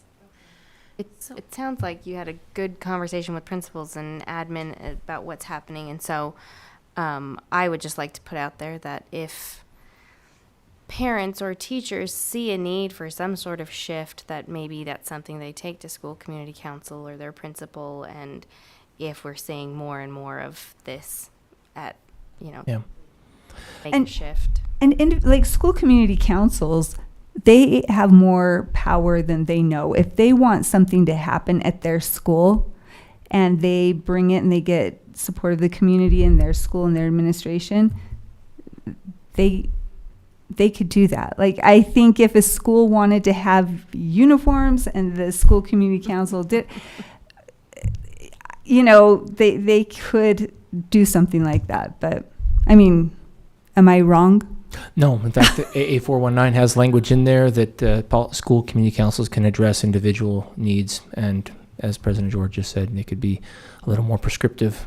Not maybe less than the policy stipulates, but more prescriptive if needed. So when I hear from my constituents regarding this dress code, one of the words I hear frequently is consistency. And we have really written a policy here that allows for a lot of inconsistency. If I look at 2C1A1, when we talk about draws undue attention, distracts, disrupts, or interferes with the learning environment at school or a sponsored activity, I ask myself, what draws more undue attention? Pulling a student out or having a student stay when they're dressed outside of the standards of this policy? And that feels like a heavy lift for administration. I'm curious if that's something you're dealing with, and how do you respond to that question of consistency? The consistency question is a difficult one because the same article of clothing on different kids will have different impacts and may meet the policy on one child and not on another. And when we were developing the policy, Mr. Van Komen spoke specifically to the high bar there is for distraction. And we used to treat distraction as anything that kind of stood out, as opposed to something that actually disrupted learning and kept learning from happening. So it's really difficult to be so prescriptive that every situation is already outlined in policy to the point that there's no judgment call required, where it's simply, oh, yep, it says it right there, exactly what you're wearing, and so now that's a violation. So there are a lot of judgment calls involved in that. I guess what I would say is, as there are concerns that come up, let us use those individual concerns as a means of looking to, of exploring further. So we've had concerns about this particular employee or student or school, and then let us dig deeper and see if there's a pattern, or if the issue is an anomaly. I don't know if Mr. Van Komen wants to speak to the disruption bar, if that's of interest, but it's actually a high bar to get to that level where you say this is a disruption, so that can't be allowed. The board can set restrictive policy. Somehow leggings turn to jeggings, turn to some other article of clothing that somehow works around language, no matter how specific you try to get. But that doesn't mean that we shrug our shoulders and throw our arms up. When we describe the complexity, it doesn't mean that we allow the complexity to paralyze us from taking action, either as a district or at the school level. It's just to demonstrate that consistency is difficult because it does take something of a judgment call. And I found that when I was no longer a principal or assistant principal, and then you go to a school, then you have to kind of recalibrate again. And because when you're dealing with it all the time, it's like, that's a violation, that's a violation. You are, if you're immersed in it, you're able to spot that in a different way. But I don't know if you want to speak to the disruption. Yeah, 30 years ago, school districts wanted to fire employees for having a tattoo, right? I mean, you can see nowadays it's a perfectly acceptable part of society. Cabinet members have them, all sorts of people. So it's difficult to, one group of people may think something is disruptive to them, but there are also free speech implications. There's all sorts of things. I feel like one cultural shift, piggybacking on that, is we have, as a culture, it seems, shifted the responsibility of distraction is on you. If you're distracted by somebody's clothing, you should look the other way. It's not their job to make you comfortable. And those are things that I hear consistently. Another concern that I have received multiple times is when we post pictures of students on our social media accounts at schools who are not in compliance with dress code. In particular, it is often pointed out to me when students are being recognized, like, oh, they got this award and here they are, a clear violation of dress code, and we're slapping it on our social media page as something to aspire to. I wish that there was at least enough caution on the part of our leadership in schools to say, let's have some creative cropping, something that doesn't allow us to say, let's broadcast this is okay to be disobedient here because here you're excelling. Those are probably my two most frequently pointed out complaints through my constituents with the dress code. And I do receive fairly frequent concerns about this topic. And I would add a third. I think one of the biggest problems for me is the creep. Because they know we're only ticketing the most egregious violators, that means everything else becomes okay. And then the next year, what was okay last year, every year it just creeps. And I just don't know how to reset. I don't know how, I mean, I understand the difficulty and I understand enforcement is difficult, but I don't think I've ever been to a high school without seeing a violation, multiple violations. And it's getting more and more frequent. And I feel like part of that is the creep that is allowed. They know we're not going to ticket the minor or even the mediocre violations. That the only people who are going to be called out are the egregious violators. So now all of a sudden the only thing that we enforce is the egregious violations. And we don't enforce the minor or even mediocre violations. And then pretty soon that becomes the standard. And as we creep more and more to the egregious, more and more becomes acceptable. I can't tell you how many tummies I've seen lately. Right. Can I add to that, Bryce? So it's not just that, it's the violators every single day. They're just not getting talked to. Those are the ones I worry about. It's one day you wear something, I can maybe understand, turning the other eyes, they'll correct it on their own. But the number of people that violate the dress code on a daily basis is getting way too big. And it just, to me, I would just like to know, are we keeping track of the violations that we're talking to them? And I would love to have a number of how many people we're actually even bringing this issue up to. It's gotten worse and worse in my estimation. And I'd like to say I really appreciate the policy and the way that it is enforced. I have not gotten the people. I have not heard from my constituents. I haven't gotten any emails about dress code from any of my constituents personally, and so I feel like it is. I think that it's okay to talk to people when they are not following a rule or a policy, but I don't want to move toward punitive. I feel like I want students in class learning, and anyway, I'll leave it at that. I appreciate the policy, and I appreciate the way that it is enforced or not enforced, the focus on keeping students in class. And I don't need calls from patrons. I'm in the schools every single day. It's gotten worse and worse and worse. It's awful.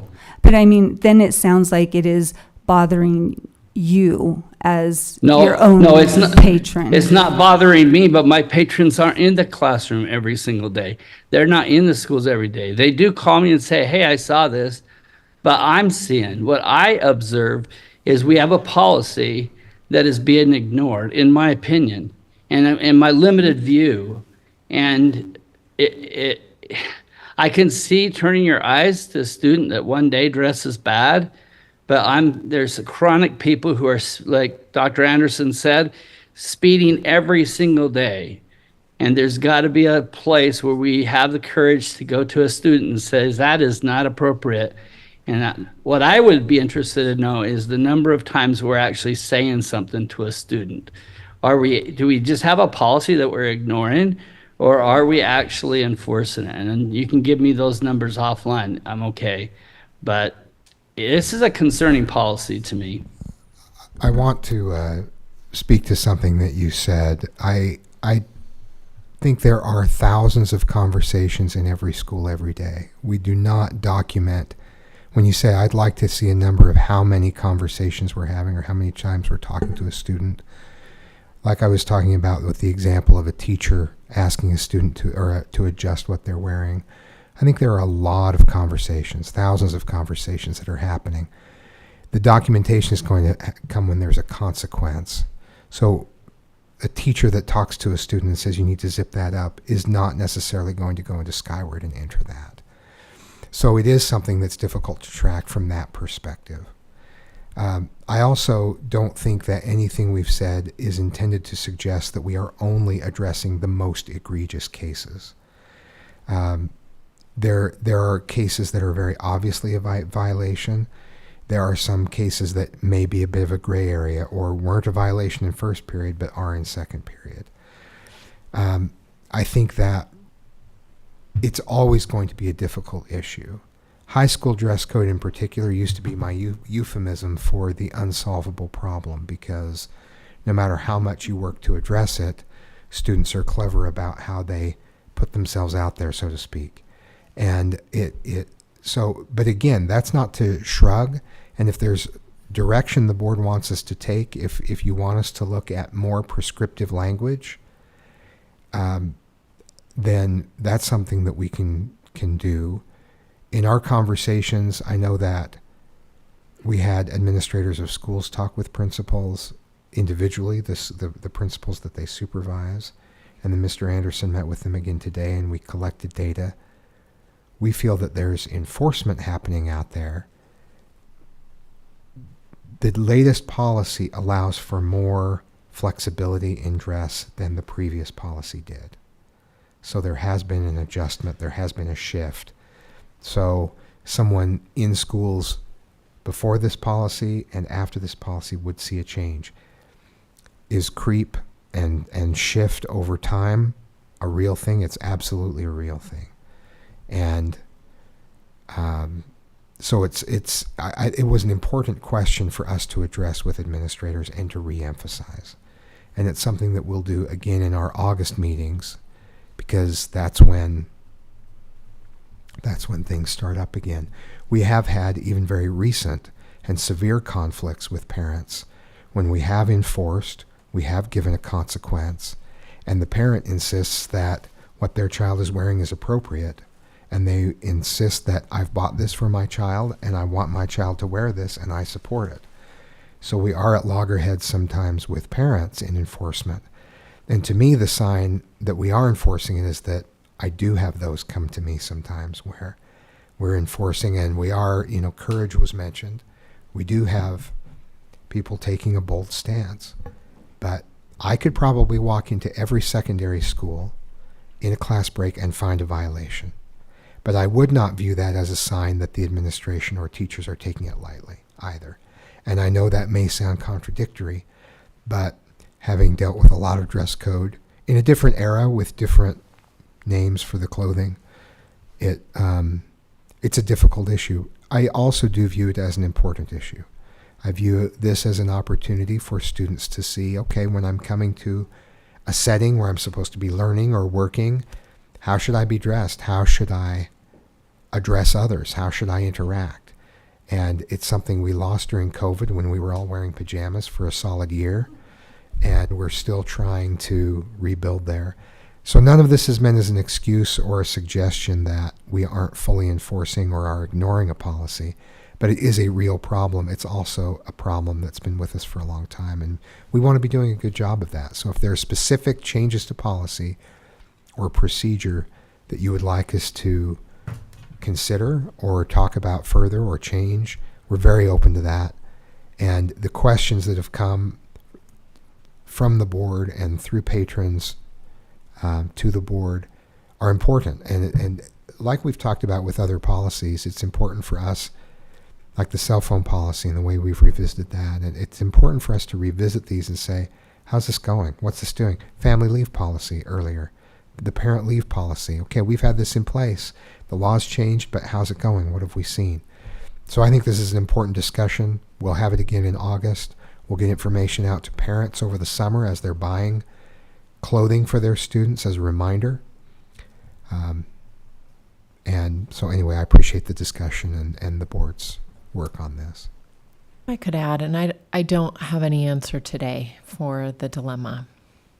What I do observe is in our policy, it references avoiding extremes. And then we have an image which is not extreme. And when you walk the halls I do have to calibrate because it is eye-opening to me what I see.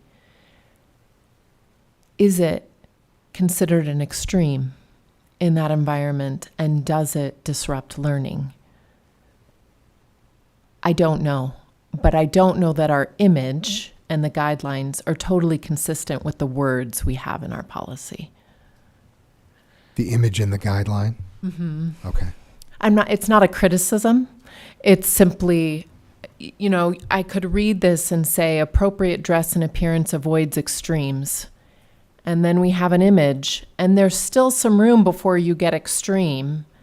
And I'm not sure that those who are breaking the dress code that we have established are extreme. I don't know that they've reached the definition of extreme in their behavior or in their dress. Yeah. They're just such objective words, right? Like, what is extreme and what is disruptive? And Yes, and would a reasonable student be disrupted by what they see? All of these are things I don't know how to answer today. Some of my most memorable interactions with students, I could tell you several interactions from 25 years ago that I had with various students over dress code.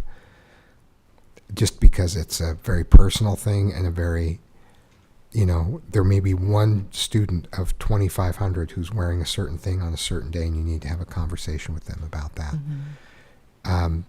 It's an important conversation. If it's done well, the learning environment is improved, policy is enforced, and the relationship with the student is enhanced, and there's a greater understanding. That's what we strive for. And if we have good documents to back that up, to your point, then I think we can do that more and more consistently. So we'll take a look at that. And this you've summer. described the ideal.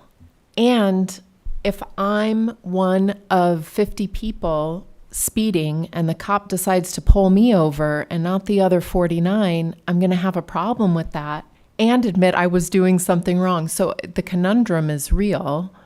How do you choose the one when almost everybody seems to be doing it? What I'm wondering is there an additional approach we can take?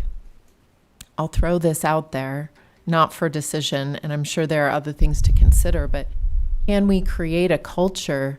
Our student body officers, can they set the example? Are they following the dress code? Because to me, that could be a good place to start to shifting cultures by that group of people who are set up as leaders amongst their peers. So what are we doing with that? Maybe getting creative on how to address this. But I feel for the enforcers. And I will say, as a parent, I have children at every level, and I don't think I've seen this little drawing in years. yes. I don't think I've seen it in any of our schools. I just proctored an AP test last Thursday, and that is what I was staring at for like 2 hours. 3 hours. 3 hours. You saw Was it? this You saw it in the poster room? on a wall. Yeah. As a parent, I haven't seen it, and walking around schools, I don't see it. So that's a point about our communication this summer. That's something we can send out in June. When do parents shop for clothes? I've not been involved in back to school shopping. I'm not part of that team. Also, it's usually August? Is it August? But I just Okay. wonder how many cases, if parents were more alerted, Yeah. that's one wave that would help. Yeah. To say, hey, you can't wear that to school. That's against dress code. I think taking a look at the guideline document to see whether the images and the language can give greater clarity, and sending that out early enough for parents. Actually, as I think about it, for some reason, after July 24th, we start getting questions. Parents start thinking about it. Like the summer starts to feel like it's ending after the 24th holiday. So we'll send dress code reminder through Parent Square after the 24th. Does that sound like good timing? I'd like to see that. Okay, we'll do that. I would just say the timing ought to be actually now, because it's worse now than it has been all year. So the timing of this discussion is kind of interesting. But I'm not saying you need to send something out, but springtime is much worse than the fall. Warmer weather. Yeah. It's the reason for the fall is just because new clothes are being purchased for the coming school year. And I support that. Yeah. That's a step we can take, and we're happy to explore other modifications, adjustments, and updates as directed by the board. So you talk, it sounds like this is an ongoing conversation as seasons change with administrators. Is there ever a discussion on the creep that we're seeing among teachers with becoming maybe a little more casual than they ought to be for their professional environment? Is that even on the radar? That's a very separate issue, and I haven't looked at policy recently, but I think there's reference to professional dress appropriate to the workplace, something like that, but we don't. Activities of the day. There's the phrase. But we don't have a more prescriptive policy for employees. But that's not something that you're hearing surface in these conversations. On occasion, I've heard concerns over that, but that's rare, very rare for me to hear that. I am hearing and noticing myself that there is just a little bit of a slip there with the way that we're speaking with students, the way that we're dressing. We're closing this gap. And I think I would like to see that gap increase, right? You're an authority figure, and that should be obvious. When I walk in the room, I should be like, there's the teacher. But sometimes it's hard to tell. And I'm not talking about their age. So that's another concern that in my mind comes together. When we talk about dress code and asking students to dress in a manner that is respectful of the privilege of being educated, I hope that that is being modeled by the adults in the building. And the student body, I love that point of elected student officers have an expectation of modeling. We meet on a regular basis most months with student body presidents, and that's something we can talk about in the fall with our newest batch of student body presidents. And in terms of employees, that's something that the board would need to explore as a policy. I think there are expectations at the school level sometimes in the implementation of that phrase in policy, but if you wanted something more, if you wanted to bring greater clarity to that, that would be through policy. I would be in favor of looking at that. I'll look at that. In the effort to make a culture, It's one of not the just a shortest checklist. policies we have. It does not give a lot of boundaries. I'll look at that and bring it back to the board. And I would love to hear language included there. It is infuriating to me when I hear a teacher swear at my child. Shouldn't happen. I had a question here. It looks like in the policy there's kind of two broad categories. One of them has to do with whether or not the clothing adheres to the picture, the model. And one of them deals with whether there's writing, images, or symbols or insignias that are, and there's a list of 7 or 8 things: lewd, obscene, promote racism, infringe on the rights of others, pornographic or sexually suggestive. I'm guessing, now correct me if I'm wrong, I'm guessing that second set, writings or insignias that those items probably don't go unenforced as much as the first category. Is that So, Brian, when I was a classroom aide, I would, if I saw anybody wearing a shirt that advertised beer or a Marlboro hat, a student, that was the thing that I would like quietly say, hey, did you know your shirt is not dress code because it's advertising alcohol or tobacco? And they'd be like, what? And I'd say, so you can make a choice to not wear it again if you want to. Just like that. And frequently they would say, I did not even know. But anything else, I would never address it, just because I feel like that can be more distracting to students to think, oh, does my peer smoke? Is my peer drinking vodka? You know, that kind of thing, personally. And Mr. Barnett, I think what you described is accurate. I think both are enforced. I think both are. One is far less subjective. When you've got a shirt depicting drugs or alcohol on it, that it is or it isn't. And it's easy to say that definitely is a violation of it. Others are more subjective when it comes to either, we talked about the bellies that are revealing something. It depends on the age of the student, depending on whether they're standing up, whether they're stretching. That's a more subjective approach, and it requires a little more nuance than it does if you're wearing a Budweiser t-shirt. Yeah, I was wondering, this second set of drugs or alcohol advertising or other similar things that are listed, it seems like that's an easier enforcement for a teacher or administrator to say, hey, you can't wear that, or you can't have that insignia on your hat. And as opposed to, I'm guessing that some of the things that Daryl was mentioning that were slipping, and that he walks through the halls and he's around students every day.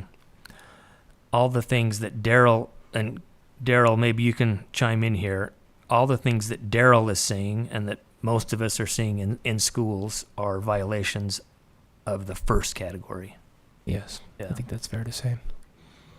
And I have a question too. So, like at an awards ceremony, that is not, the dress code is not necessarily for that when it's after school in the evening, or is it?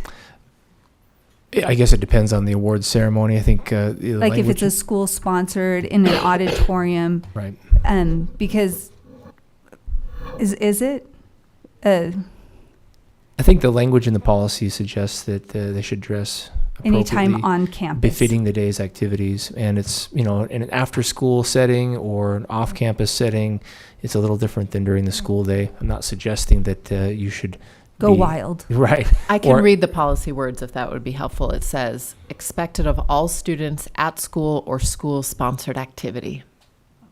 I think that when you talk about prom, we have a different set of standards, but we did add that to our policy. We made international headlines for enforcing dress code at prom in the past, so. And for sleeping on corduroy pillows. Syracuse High School canceled the last 20 minutes. No, international headlines. Oh. Appropriate behavior. Wow.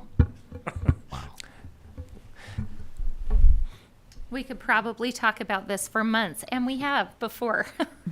But this has been a good introduction, and we appreciate you taking this feedback and bringing something back. Maybe. Yep. Thank you. We appreciate your support, and appreciate this is to a person. Each administrator also said this is where they are when they're dealing with dress code issues at their very peak right now. This is the time of year in which, spring is here and students can see the end in sight, and it's an especially difficult time. So thanks you to all of the administrators and teachers and campus monitors that are dealing with this, and parents, of course, that are dealing with this on a daily basis. Yeah. I just want to add, in addition to prom, sports. Yes. That is the school-sponsored activity, so keeping that in mind as well. Yeah. Costumes. There are so many things, the micros. All right.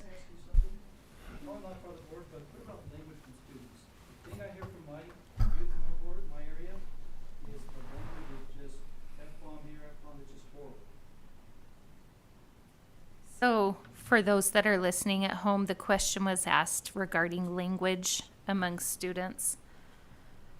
Do you have any additions regarding? I think that could be another topic, on a board agenda, but we don't. I mean, we can talk about things that aren't on the agenda, but what I'm saying is it would be worthy of discussion from the board in a similar way if you'd like. In the hallways, there may be language that would not be tolerated in a classroom or around an adult. I mean, it's really down to the specifics, but I don't think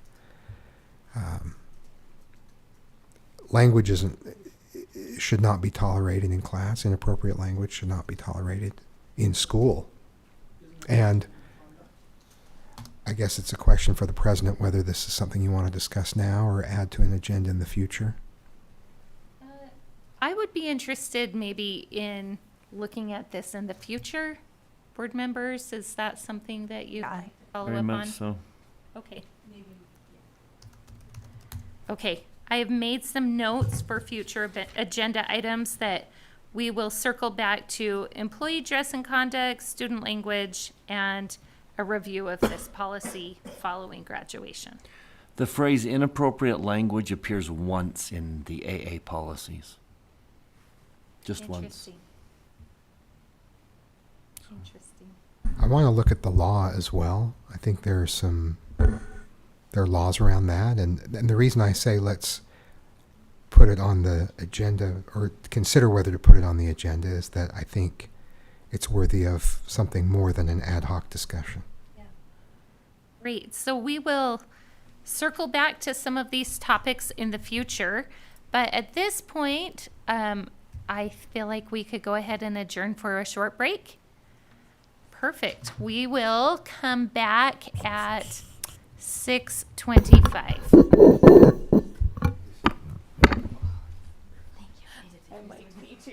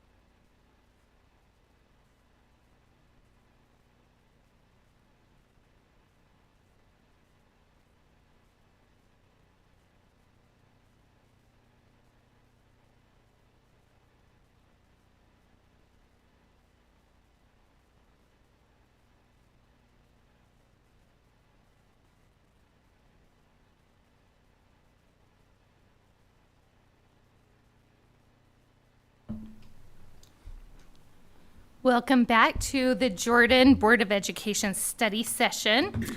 We are now on agenda item E, a discussion on secondary boundaries within Midas Creek Elementary School boundaries.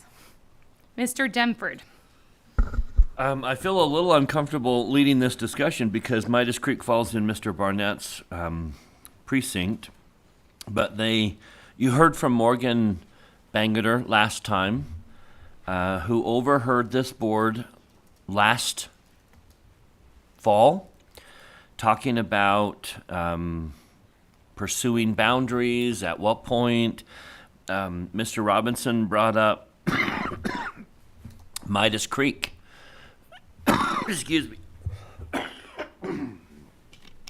And Morgan reached out to me because she lives in my precinct and is on the PTA, and said, hey, there's always been a considerable interest in unifying Midas Creek.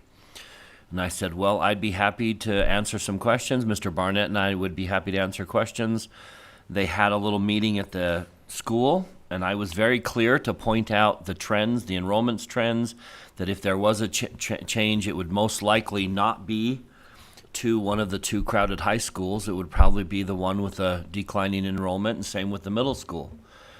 So they had a lot of meetings. They did an informal survey. Based on their informal survey, which is clearly not what we have the tools to do, there is an interest at changing the middle school and high school boundaries within the elementary school so that all of the students at Midas Creek Elementary would go to the same middle school and the same high school. Currently, they go to 3 different middle schools and 3 different high schools. Now, that's on them. Let's be honest. During Moab, they requested that. They did not want to go to the same. They wanted to go to 3 different. It's very difficult for the for the middle or the elementary school. It's a difficult situation because they have, when a high school wants to come in and make a presentation, they're dealing with 3 different high schools. It is a complicated issue. There's a lot of reasons for and a lot of reasons against. I went to several meetings and answered questions and was very clear, look, I'm just one board member. I can't speak for the board, but I can answer some trends that we've seen. I can give you some enrollment data. I, for one, would prefer this situation, but again, I'm only one. So I guess what I'm asking the board is there any interest on the board at picking up this issue and doing some more formal surveying that we have the tools to do? We can ask in such a way that we can narrow it down to specific groups. I think what we're going to find is that every group wants to unify the boundaries, but they want to unify the boundaries in their favor. So the ones that live in Riverton want to go to Riverton. The ones that live in Harriman say, hey, let's all go to Harriman. I think the reality is we can't do that looking at the boundaries, the growth at Harriman, the growth at Mountain Ridge would suggest that if we do make this change, we unify all of the middle school boundaries to Ochre Hills and to Riverton. Those would be the schools I would recommend. So I suggest that we pick it up and at least survey with that result. Not an open question, would you like to unify and what school would you like to go to? I would recommend we survey that and ask, would you be interested in unifying the middle school and high school boundaries within the elementary boundaries and reroute them to all of the students go to Ochre Hills and all of the students go to Riverton? And you're basing on that on enrollment trends, that recommendation? Yes, I showed them the growth at Mountain Ridge. I showed them the growth at all of the middle schools and all of the high schools, and it's pretty clear that one of the 3 has a lot more room than the other 2 at both levels. So would you be interested in at least taking it to the next level and surveying those people officially using the tools that we have to ask if there is interest in moving forward? If they come back and say they're not interested, then maybe we're done. But I would propose that we at least survey the parents, teachers, students like we normally do regarding the middle school and high school boundaries. Can I ask a couple more questions on that? So I'm curious if there are any other considerations we should make in addition to the constituents' point of view. For example, busing and the impact. Would we increase expenses or decrease expenses with that proposal, and any other considerations the administration might have us ponder? But would you make those changes if the parents weren't interested? Well, I mean, let's say it's going to, I'm going to exaggerate here, but let's say it's going to cost $500,000 more. Even if the parents were interested, we have other things to consider. So my concern would be we survey them, they want it, or it's mediocre, we got to go one way or the other, and we don't do it. I would like to feel confident that if we survey them and they want it, that we're willing to go forward. Otherwise we're saying thanks, but no thanks for telling us how you feel. I would need a little more information as well. I'd like to know how this helps the bigger problems of the district. Are we balancing school enrollments? Are we reducing bus routes? I think that it's great to have the conversation, but I'm not ready to survey without that data. And I have a question too. Is Midas Creek the only elementary school in the district that goes to 3 different high schools? Yes, they are. 3, but there are other. I think they're the only elementary that goes to 3 different middle schools and 3 different high schools. Yeah. That's correct. But there are others who divide into 2. There's 2 is common, 3 is rare. yeah. So could we, as an alternative, consider 2 middle schools and 2 high schools instead of just 1? I guess I just want to vet it, I think, a little bit further before we survey. What does that mean? Like I said, what would be the impact on our budget or busing routes? What would be the impact to do 1 high school, 1 middle school versus 2? Those kinds of things, what Nikki mentioned, before we survey. It's just what Ms. Wood said. I would be uncomfortable surveying something that wouldn't be a consideration by the board. Can I chime in? Sure. So I think the timing is bad. We're currently looking as a facility committee to propose several changes for buses, for locations. We have in my area, we kind of left the whole community on the edge, didn't make any moves. So there's a lot of different moving parts that what I wouldn't want to do is move this group to a school and then find out that we really should have moved them to a different school. I think naturally they would have come up in the discussion. Bryce mentioned an area that ought to go to Bingham. I think we ought to explore that same group of people. There's several people that we need to take a look at, and I'm hesitant to, there's not a rush here. I think if we did it in the late summer, early fall, I think that would be fine, because we wouldn't be making that change for this year. But we have a lot of things to do to kind of shore up our boundary policy, let alone be taking individual moves without looking at a global picture. Yeah, last Friday and last month, Daryl mentioned just now that we've been talking about this issue in facilities committee. And I think it might be too hasty to take an isolated incident outside of the context of a larger boundary change, because there are smaller needs for boundary changes for a variety of other reasons that we would probably be better served to address everything at once rather than one isolated incident at a time. So That's the very thing I'm trying to avoid, is everything at once. I think it's pretty clear that moving students out of Mountain Ridge and out of Harriman and into Riverton is a good thing. I think that's obvious. And I think it's obvious, it's also to say moving students out of Copper Mountain and out of South Hills and into Ochre Hills is a very good thing. Both of those are very, very good things that I think are going to be done anyway. And what I'm very much trying to avoid is the all at once. I would much rather look at one area at a time and say, okay, what's the right thing in this area? We have a chance to preemptively, before a crisis hits, remove some students from 2 very crowded high schools and move them to a not so crowded high school. Could you help me understand your aversion to all at once? We've done that before, and it was a disaster. It wasn't a disaster. We did what we had to do. But doing it all at once meant everyone was focused on theirs and not each other's. I couldn't help you with yours.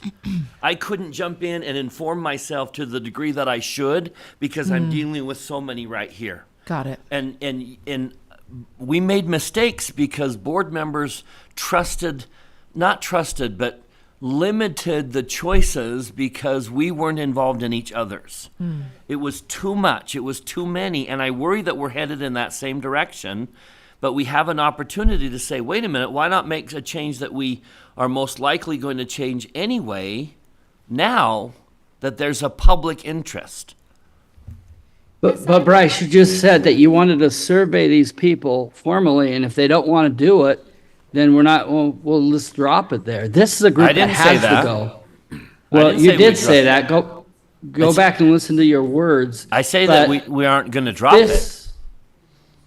Well, that's what I understood that you said. But this is an area that has to go. The question is, if they go all to Ochre, we have other things that probably are going to take students to Ochre. And so we can't even look at the student capacity until we look at the other decisions that we're looking as a facility committee, let alone what student services has to say.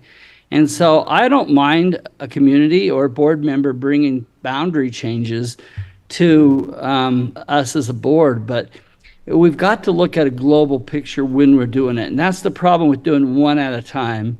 I'm not saying that we need to do a gigantic Moab again, but I do think that there's some trickling effect to making a border change, and we just got to be careful with making sure that we're making a global border decision and not just an isolated neighborhood one.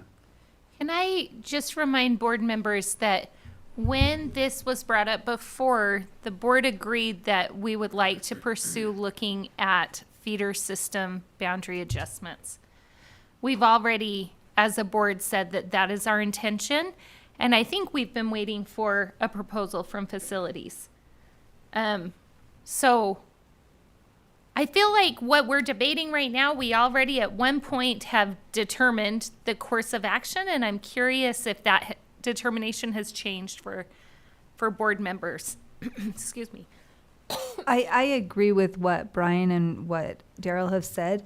And personally, I would like to make these kinds of decisions to survey about boundary changes after the next, like in October, the forecast meeting and the enrollment and schools to watch.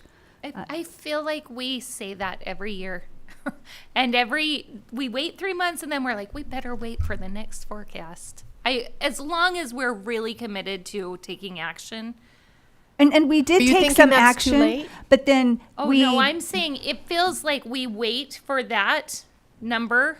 And then you don't do it. Then we don't act on it, and then we wait for the number the next year. We did act on it, though, as far as surveying people at all those elementary schools and working on boundary changes, and then we came to a conclusion. So I don't know exactly what kind of action you're talking about, because we went, we did the surveying and the notification and did different options. We're going to return to this on a broader scale. Yeah. And so, We've done that. But I mean, so I would like to return to it on a broader scale. So, in October. And well, just because I want to see a more global picture. Like Daryl said, I think there can be unintended consequences for just a boundary change that affects one school without taking into account the other. So Nikki, I don't think it needs to happen in October. I think actually the problem is when you do it in October, then you're into the Christmas season, holiday season. It's just hard to communicate with people. We said as a board when we put my community on hold that we would take it up in the spring, and spring is over. We didn't take it up. I just think going into May is a horrible time to survey people and consider a boundary change when you're going into the summer. So I would propose that the facilities continue to work at the pockets that they're looking at, maybe work with student services, see what other needs there are. Many of these changes need to happen regardless of what October counts say. I'm specifically interested in the area that Bryce mentioned earlier that needs to go to Bingham. So some of this stuff doesn't have to wait till October, but I do think going into the summer is a bad time to do it. I support Midas Creek being unified in one area or another, but they need to understand that they're going to lose their busing to their favorite school, and we're going to reboundary that area. Because when I communicated with them, they think that we're going to just provide the busing and let the kids continue to go to the school of their choice, and that's That's never not what has they think. happened. I was very clear on that. Well, that's what they told me, and it was after your meeting. So as long as they know that, so. I was very clear on that. I think we should Yeah. be careful about saying what will happen before there's been board action. Because Well, I don't know that we know who's going to move where. We may not move them to Oker. We may choose to move them to South Hills. I mean, we have lots of options. We have to look at all of them, so we can't promise them anything. But I'm committed to look at it. I just think it's a bad time. And I would counter that. Normally, yeah, it would be a bad time to hit them cold, but this community has been having these conversations for months now. And if we don't address it now, we lose the risk of losing the steam that they've started. They're talking about it. They're having meetings. They've already started those conversations. This is not going to come to us as a surprise to any one of them. I'm just asking, do we pick up where they've gone as far as they could go?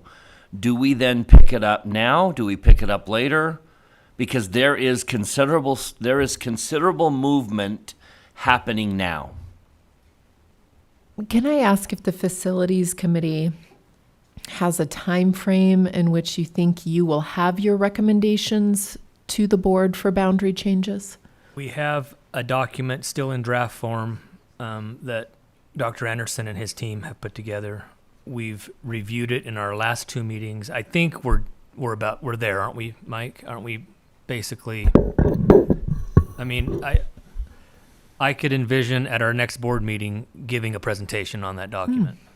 Yeah, I think that's possible. I think the biggest questions that remain are the comfort level of the board and particularly the facilities committee has with the number of portables that are acceptable for a school to have.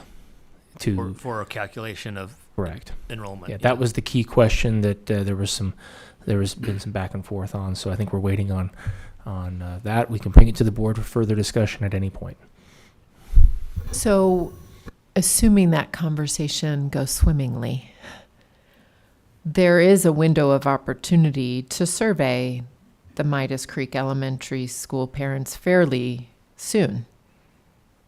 It may not happen, but it may happen. So I'm in favor of waiting to hear your report, especially if it happens in 2 weeks, and deciding from there. Yeah, I can understand Mr. Dunford's passion and this community's passion for getting it done now.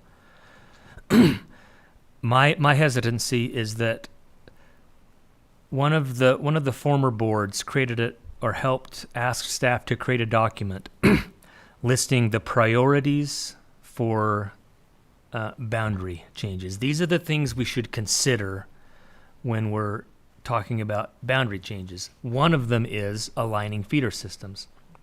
That's one of the list.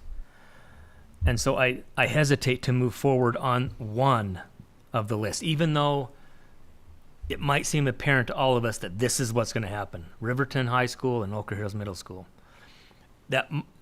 that's a risk, I think, in assuming that that one thing, feeder system, is going to trump all the other things that we've asked staff to consider when we're talking about boundary changes. That's my main hesitancy. And so I have a question too. So has facilities committee been looking at moving students west to low enrollment schools like Riverton and West Jordan? Well, I shouldn't say low, but ones without as much growth, like West Jordan High School and Riverton High School. Is that part of what this document is? You want to speak to that, Mike? Yeah, the document would be just at what point do we trigger a discussion about a school that needs to be addressed for either declining enrollment or growth, and then from there we, given direction from the board, we could start to create boundary changes. But the document itself is just like, here are the considerations, here are the points at which we would either trigger a conversation with the board regarding boundaries for low enrolled schools or rapidly growing schools. It's not a recommendation.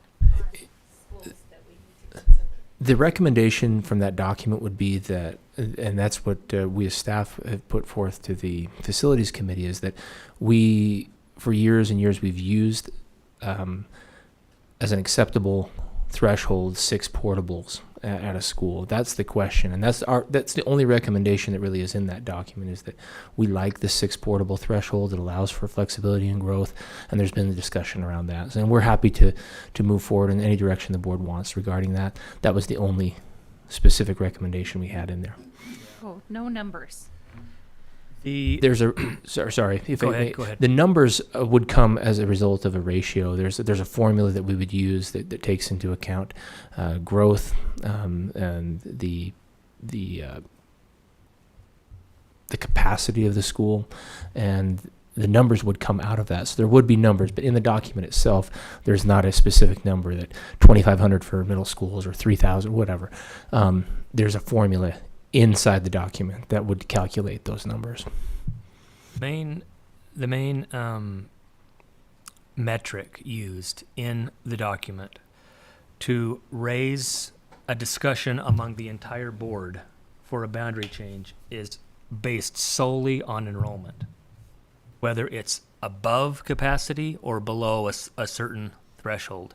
It doesn't have anything to do with if we have a school that goes to 3 different middle schools and 3 different high schools, then we're going to talk about it as a board. If we have a school, if we have a community who wants to change their boundaries, then we're going to talk about it. The only metric that the document talks about is enrollment, because that's historically been in fact, in our very first facilities committee meeting, I asked the question, and these 3 gentlemen were in the meeting. I said, I asked, is there ever a situation where we would consider a boundary change outside of enrollment? And no one had any other options. It's always based on enrollment. Now, there might be some exceptions. Maybe we could find an exception to that, but that was the main thing, whether it's under-enrolled or over-enrolled, or going to be in the near future. I think that was the thrust of the document itself. But to your point, there would be there's a situation that's just been outlined with Midas Creek that they're not necessarily in an enrollment problem. It's a feeder system issue. And by the way, I think it's just worth noting that any survey that's done on that, we would want to, really, we're not talking about a boundary change for Midas Creek. We would be talking about a boundary change for the middle schools and high schools. And so we would be notifying the middle schools and high schools. Ironically enough, not needing to notify Midas Creek. We would, of course, let them know. But the actual... And I would push back, because what I would propose is not a boundary change for them. It's just that the 6th graders coming out of Midas Creek go to one middle school. Everyone else stays in their school. And then 3 years later, those same middle school students go to one high school. I don't think we necessarily pull people out of the middle schools they're attending. Okay. That would be, yeah, that's a nuance there. That's I a think. nuance that's different, because what we're not doing is we're not proposing that you leave your middle school. What we're proposing is the entire 6th grade goes to one school. So the boundaries would be phased in. You'd have a 6th grade boundary. You'd have a 7th and 8th grade. Then the next year you'd have a 7th and 6th grade boundary, and a 7th and an 8th grade, and a 9th grade separate. And then the third year you'd have a unified boundary. The complexity of that is that you'd be running buses to every single school. It's an interesting neighborhood because if you go sit in that neighborhood and calculate the distance to every school, they're in the bus route for every single one, even Harriman, because of the Mountain View corridor policy that we have. And so the problem that we would have is that you're then running a bus for two families to do two different middle schools or elementaries and so forth. So the bus situation would be very confusing. Something that makes me a little hesitant there is making a plan for a board that doesn't exist. I can't tell a board in 3 years what boundary change they will be making. And I also, as I look at Midas Creek's numbers, they're fairly stable, and we have urgent needs in other schools. Why are we focusing here? Because they've asked, and we listen. I have had many requests at Sunset Ridge. So if we're going based on people have asked, let me represent them better. Great. Can I ask, as far as 3 years out, don't we have a practice where we change a boundary and allow some to get a waiver and continue to go to where they've been going? How would this be different than that? We have done that over the years, and we've said 6th graders can stay. You know, we've made a boundary change, but if you're in 5th grade and you're moving into 6th, you can finish out your time. But we did not necessarily provide transportation for that. So it was a question of where you're able to attend as a boundary student versus where you receive transportation. And I think, important questions are being asked, and sometimes we may have addressed them before, but we still have to knock it around because this is a really impactful decision, obviously. To your earlier point, Mr. Barnett, we generally, as a staff, are going to recommend boundary changes because of enrollment, only because we generally make boundary changes only when we have to. It's very disruptive. It's you want to minimize it, right? Exactly. But when the board says, I've heard from constituents and we would like to have an aligned feeder. Okay, that's something else that we would consider. But that comes from parents and it comes from the board. It wouldn't come from staff. From staff, we're going to say, there's a need. We can't fit the kids anymore. Or we have so few kids that we can't offer enough teachers in every grade level or in every subject. So we need to consider what that impact is. And as a result, that's when we would bring that. We would bring it forward for enrollment, but the board may bring it forward for other situations. The other thing I would say is that, to an earlier point, I think before we survey, whether we do it now or whether we do it later, if we're agnostic on that for the purpose of discussion, we just have to be, I think, very precise in the questions that we ask and in the information that we gather first. Because I don't think we want to, there's already momentum in more than one area. You don't want to ask questions that you can't back up with action. And you can structure the questions to say, would you want to align feeder systems, for example, if it meant you had to change schools?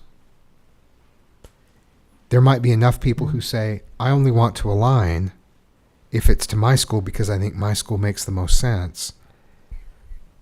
then it could give you an idea of how to address it. So I think it's a question of what are the issues that we want to make sure we address, and on what timeline do we want to do that, and then what information do we need before we go out to the public. And some of that depends on what you've heard from the public, the pressure that you're receiving, or the requests that you're getting, because we respond to the numbers and what we see every October, and schools to watch list, and concerns about being able to continue to house students. But the board has the responsibility of saying, hey, parents are asking for this change that isn't absolutely necessary to house students, but is of interest for these various safety reasons, because they don't want to be crossing this road, or they feel that they want to be going to one feeder, or whatever that may be. So we are ready to facilitate it at whatever timeline, at whatever point you want us to do that, as directed by the full board or the facilities committee. But I do think knowing what we want to do when, and what information you need before we survey, so that we can go out and gather that for you. So can facilities committee come prepared with a presentation of that document in the next board meeting? Yeah, we'll plan on that. Is that a comfortable next step for everyone? Bryce, does that Sure. at least show some movement?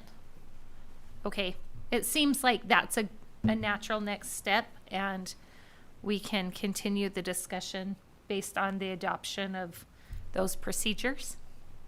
Sound okay? Superintendent made a good point, though, in differentiating when staff brings a boundary change request and when the board brings a boundary change. Mr. Dunford was a perfect example of that today. He had reason outside of enrollment to bring a change, a boundary change request. And there might be other issues, like parents are concerned about safety, or feeder system alignment, or I live within walking distance of another school, but I'm being bused to there's other reasons. So. I think another question is, what is the procedure when we're receiving feedback from a constituent, or from a group of constituents? Because as I have received that feedback, I've brought it to facilities committee. As others have received it, it's come to an agenda item, and it would be great if we could rally around a procedure, just so that one doesn't get more gravity than the other. I mean, So either it comes directly to the board or it goes first to facilities. What's our process? right, right. I could support that.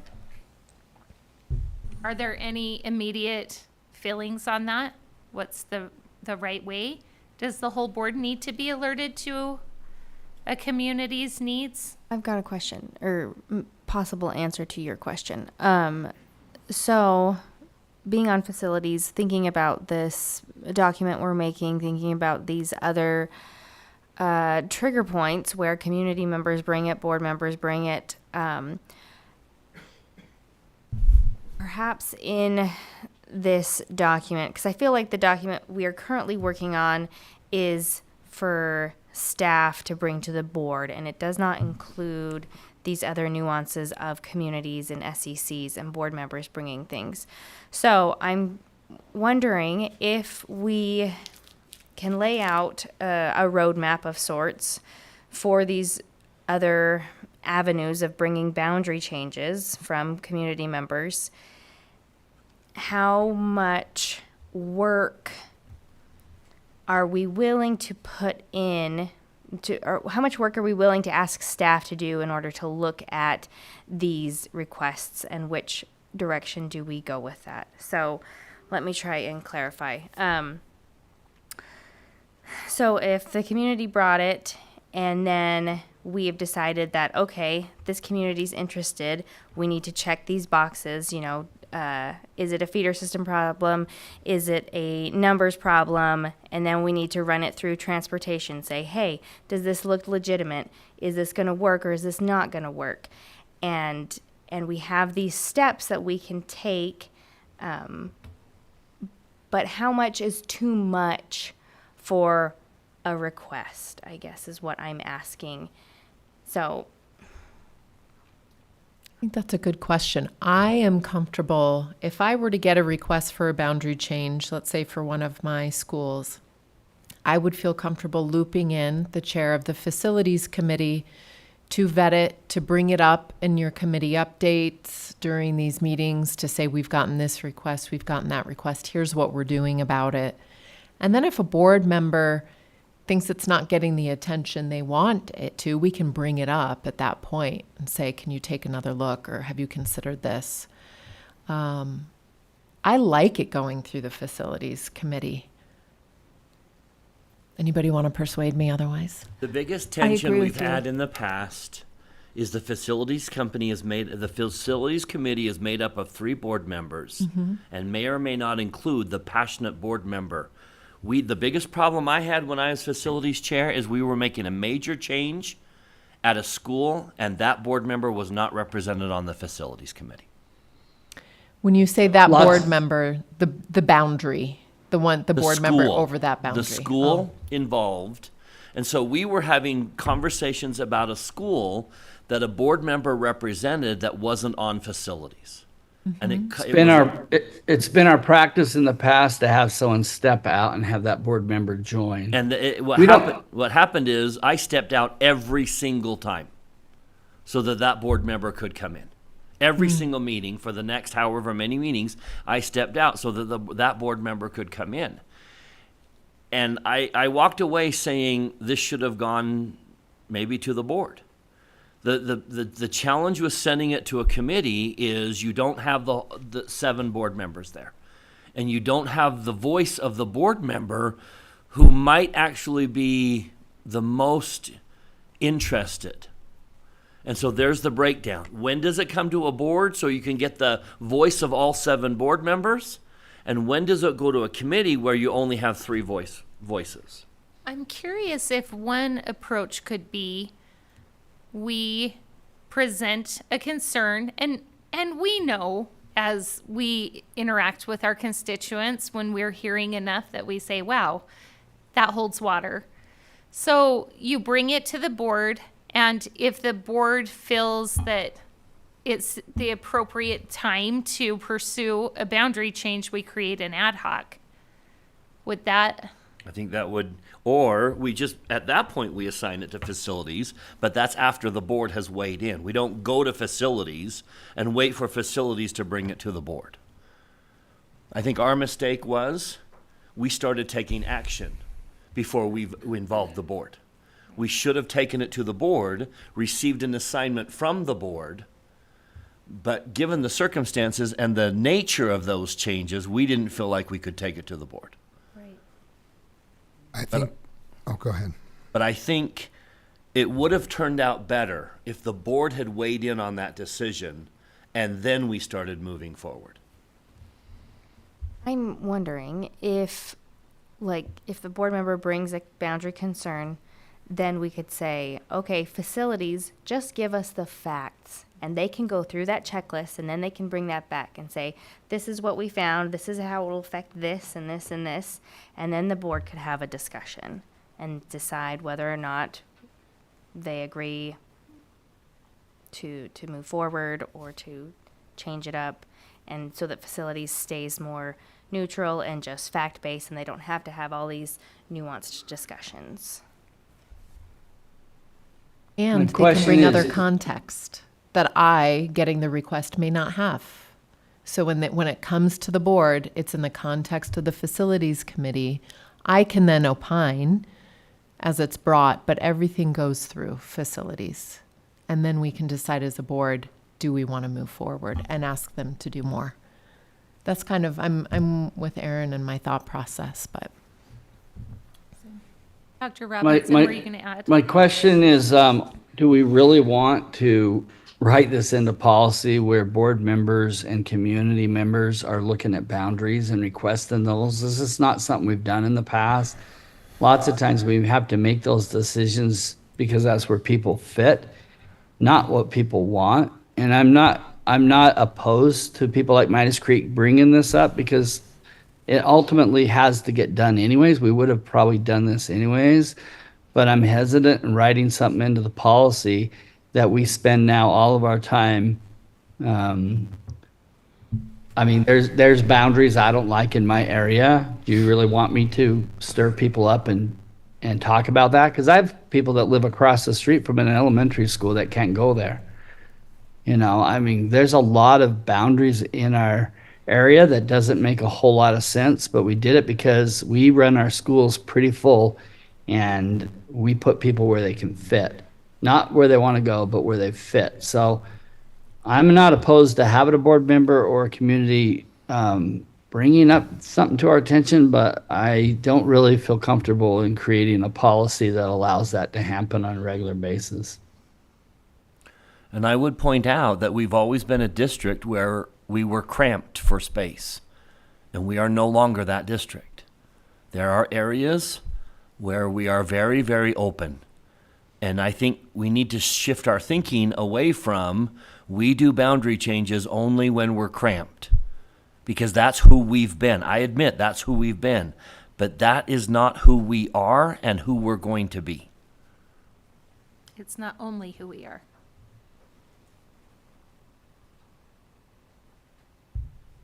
So yes, I would love to hear you as a board member come back and say, now that we have room in our schools, can we fix this? A decision we made when we were cramped and we're no longer cramped. I think it's time to start fixing those things. I'm not against fixing those things. I'm against writing it directly into policy. And I'm kind of against, as I mentioned, kind of against doing them one at a time. Just unless we're like almost 100% certain that the changes that we make for this situation are not going to impair us from fixing. Let's say we have 5 areas that we want to change, but we don't want to do it all at once because doing things all at once is a problem. Are we guaranteed or somewhat guaranteed that the changes we make in number 1 are not going to prevent us from doing the changes in 2, 3, 4, and 5? That's what I'm a little concerned about.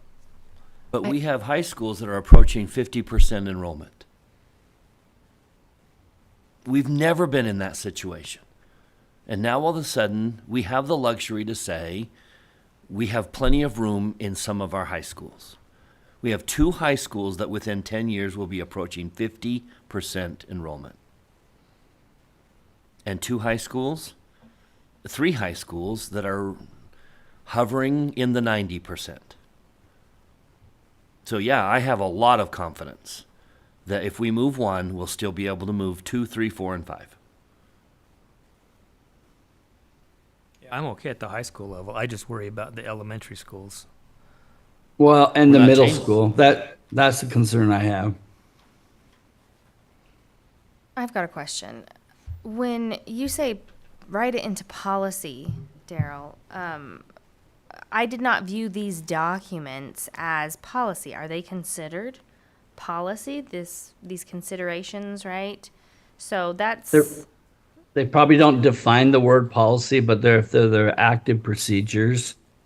I think that's what I'm saying. Do you really want to solicit these changes? For a group to come and bring it to us, I'm fine, but if you put it into our procedures, you're going to have lots of requests.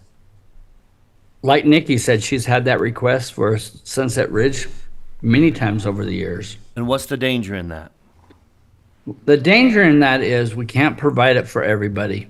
But we can listen, can't we? I'm not saying we can't listen. I'm just saying, do we really want to actively go out there and ask people, hey, do you want to move your school?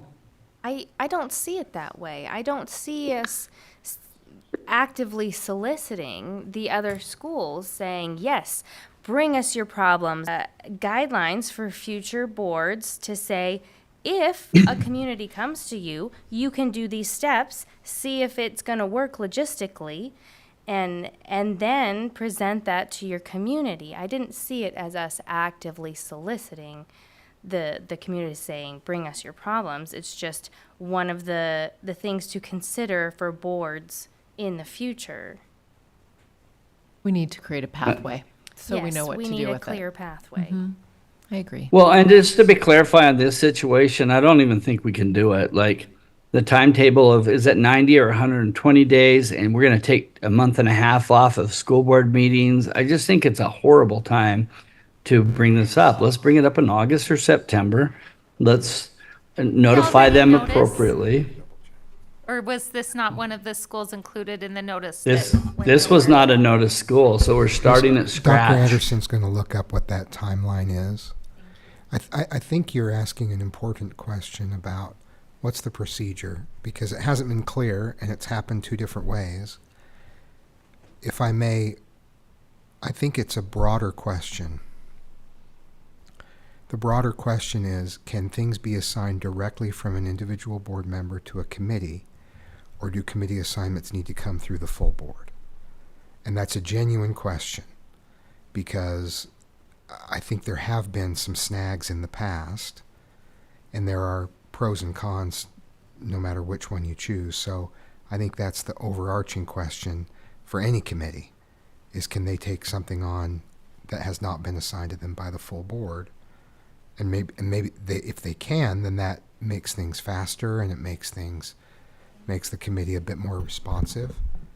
But Let's ask that question of the board. I think that's the question. Can an individual board member make a committee assignment? I'd say no. I'd say no. I would say no. Okay, then that's the answer.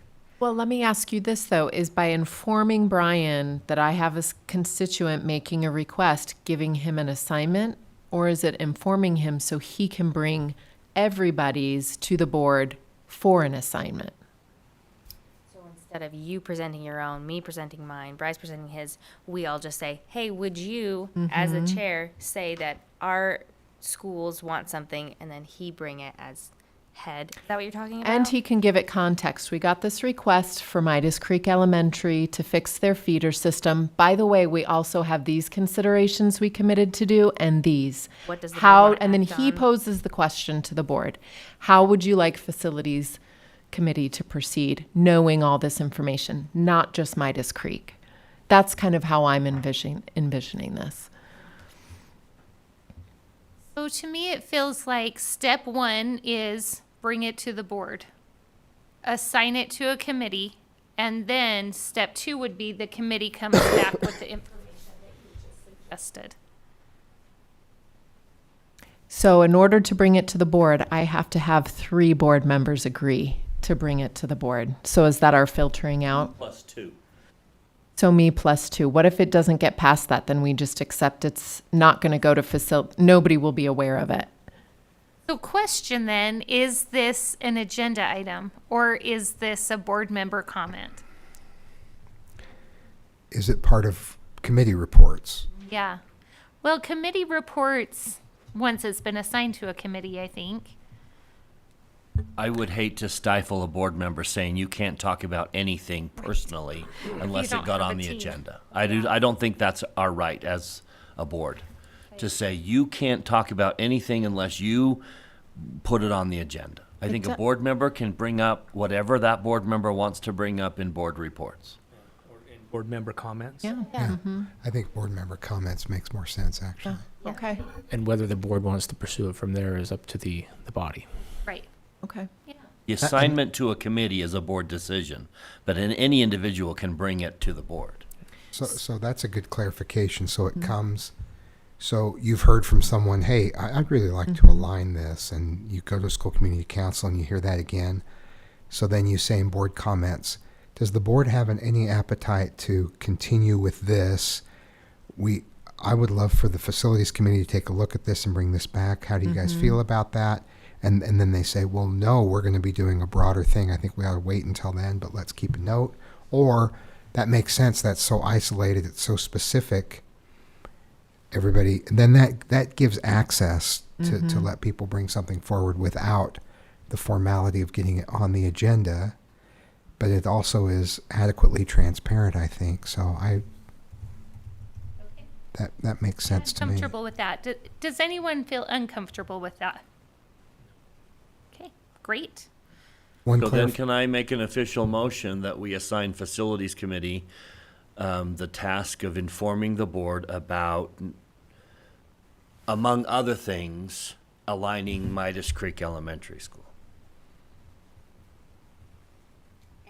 Getting those facts saying, hey, this is what it'll look like. These are what the numbers are going to end up looking like. This is what the busing route's going to look like. Just getting those facts. I'll second that if you need a motion. Okay. So we have a motion by Mr. Dunford, a second by Dr. Robinson, that Facilities Committee will take the assignment of analyzing a potential alignment to the feeder system for Midas Creek students. Yep. Very good. Okay. Is this a motion? Yeah. Yes. We need a. Oh. No, please go ahead. No, Discussion. this was another discussion. This was another. Well, actually, I guess it is related. Dr. Anderson looked it up. It's a 30-day notice for a boundary change and 60-day notice for school closure. Okay, Which is 30. surprisingly short compared. It's evolved a couple of times. So This was a fallout of the split bill that came out. They just wanted to, I think, facilitate the new school boards that could be. So to the discussion, will the Facilities Committee be bringing to the board the Midas Creek Elementary information in the context of the other boundary changes we would like to make, or just on Midas Creek Elementary? Motion was in the context of bigger picture. With recommendations to the board. Okay.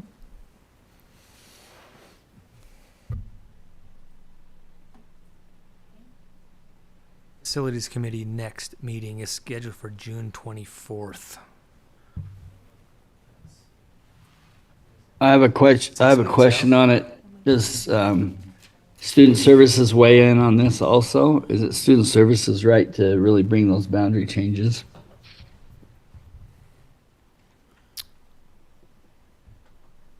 I would assume that's a tool of the Facilities Committee. Sorry, I missed that, Daryl. What was that? I was just wondering if the Facilities Committee then would be required to work with Student Services, transportation, and administration for that boundary change proposal also, or would we bring back certain boundaries proposals? I think we can look at feasibilities, but Student Services that really should be bringing those proposals to the board. So I don't want to be aggressive and say anything like call the question, but maybe we could vote on the motion that's on the table, and then if there are any other further motions to be made. Should I call the question? You have every right in the world. Okay. I move that we call the question. Okay. So, call the question is a roll call. Well, and then It doesn't even somebody need a second. has to It just second. means- It doesn't need a second? It doesn't. Okay. It doesn't need a second. It just means you're asking the president to move forward with a vote. She could choose not to, but This is beside it, but sometimes it seems like at JLC, they vote on calling the question. Yeah, at the delegate assembly, I feel like they do often. Bryce, too. But we are going to call the question. So all those in favor of the motion to assign Facilities Committee to begin gathering data and return with a report and recommendation on moving or considering the Midas Creek feeder system, say aye. Aye. Right. And any opposed? Okay, that passes unanimously. Sorry, I'm coughing.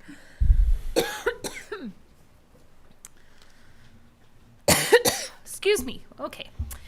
All right. President George, may I just clarify, for next meeting, would the board like us to have ready the proposal for considerations for growth and decline and other boundary considerations for the board as a whole to look at? Yes, please. And I am curious if there was any impression that did you want facilities to come back with specific schools as well as that document? Was that something you had in mind or not? So I think when we talk about that document, we're looking at next board meeting, a presentation with that document. I think that would be a very heavy ask if we asked facilities to come back at the next meeting in 2 weeks with a full proposal and all Since the they data. won't even meet between now and then. Right. And Ms. Barrow, the considerations for this document are just, are you good with us moving forward using this formula that we've got in there? Okay. And if you are, then it's just plugging in. You know, I know a few people that have very good friends that are Excel spreadsheets. They can plug those numbers in, and we can have them at another board meeting after that. We just need to make sure that the board is comfortable with our threshold and our calculations. Thank you for that clarification. I don't want to wait until June 24th to get started on this. So is it okay with the board if I talk to staff prior to that and get the ball rolling on this? Is that okay with everyone? Yep. Okay. That sounds great. Okay. Anything else on this specific item?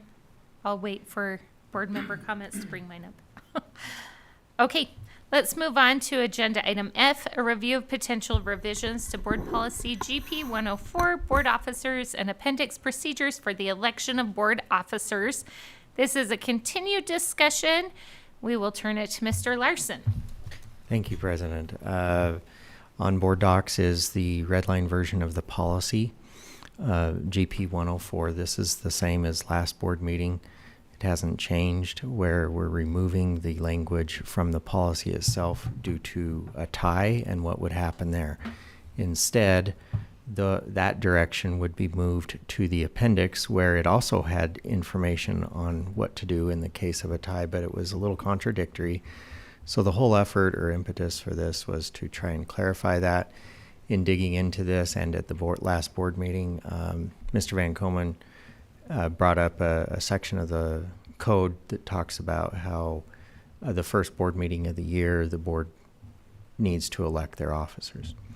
So this now has been changed to reflect that, so that the board can't just postpone it if somebody's on vacation or ill or something. So those changes have been incorporated in here. Last time I went over many of the other changes where we removed majority and just went with 4 votes, so that no matter who's in attendance, we just require 4 votes. I will come down to section 5 of the appendix, which is completely redlined out at this point because of the information Mr. Van Komen brought up. And what we did then is created a new section 5 that talks about if there is a tie due to any reason at all, this is what occurs. Given the minds of an accountant and a lawyer, we talked about, that's scary, what happens if there's a 2-way tie or a 3 or more way tie? What do you do? And so we came up with some procedures. In the appendix, it always had the tossing of a coin, should there be a 2-way tie. But if there's a 3-way tie, Mr. Van Komen suggested, and I liked very much, that it just be a name drawn out of a hat. And you may think it's a little silly to talk about how often the piece of paper should be folded and stuff, but there is a real strategy on, if your name is to be drawn, how to fold it, how to tear it, and put it in a different angle so that you get picked. So the whole idea. Is origami allowed? Yeah. So that's why it indicates here identical pieces of paper and folded ones. To just make sure it's similar. I won a new computer 20 years ago when I really needed one. by folding my paper a certain way. Yeah. And my name was drawn out. I'd like this training before the next USBA conference, please. No, I like how it says the candidates' names will be written on identical pieces of paper. It doesn't say the candidates will write their names, because then the same person can write all of them and fold all of them, like somebody with nothing in the game. Yeah. I mean, Can I ask, I just noticed this, but it reads, board officers shall be elected at the first Board of Education meeting in January. We usually do it every other year, right? Not every January. What section are you referring to? I am looking at the appendix draft that you sent us. Which section? It is the second, well, it's before any sections. It's right under reference, In after the accordance comment. with, board officers shall be elected at the first Board of Education meeting in January, Following an election. following an election. That works for me. I think it's fine, but in the procedures, it doesn't say following an election, but the procedures don't come into play until the policy. So I think that's what President George is talking about. That's what I'm saying. What if somebody resigns in July?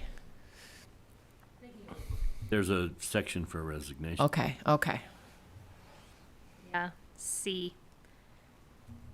Office shall be filled by an election for that office by the board members.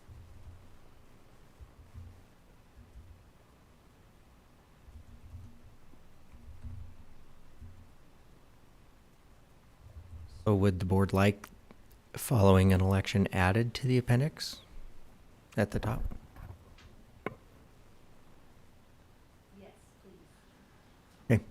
If we're going to put it in the procedures, maybe following an election or a need to elect new officer, resignation, they move, they die. Sorry. Yeah. Well, The lawyers and unfortunately, the it's a accountants are thing right talking now. now. I will add language there.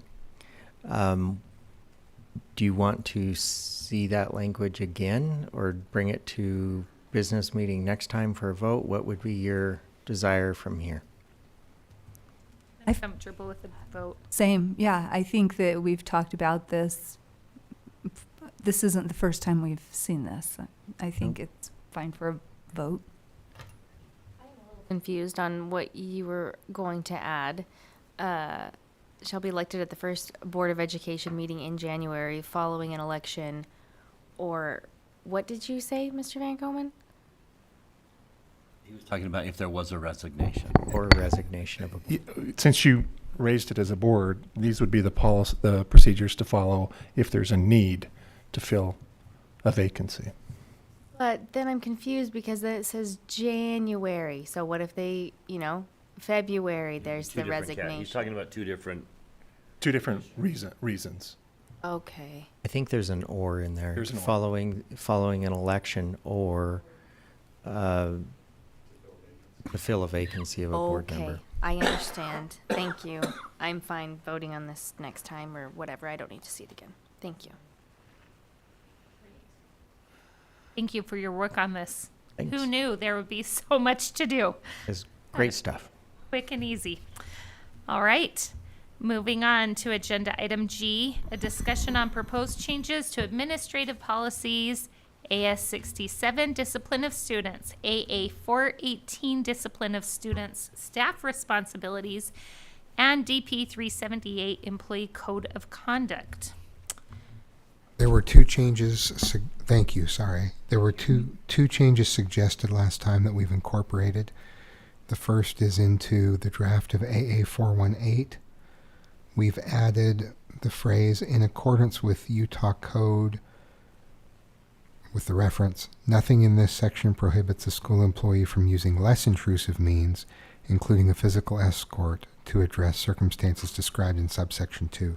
In other words, we explained that this isn't all that's available to you. You can do something less invasive as well. And then the other change was to AS 67 where, on vandalism, where we included Under L, vandalism, willfully defacing, cutting, marring, injuring, damaging, or losing school, staff, or any individual's personal property. So it just covers all property that might be vandalized. Other than that, the other changes Charging port. per TikTok, exactly. So all of that, those two were the additional changes beyond what we discussed last time. And we would bring that back to a vote in 2 weeks if the board is comfortable with this. And the question is, do you want it in study session a third time, or shall we just bring it for the vote? I'm fine either way.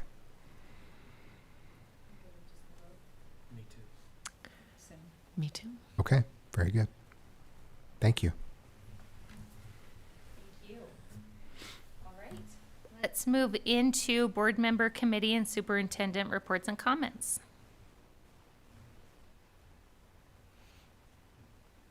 I don't mind starting, or do we want to go in the order?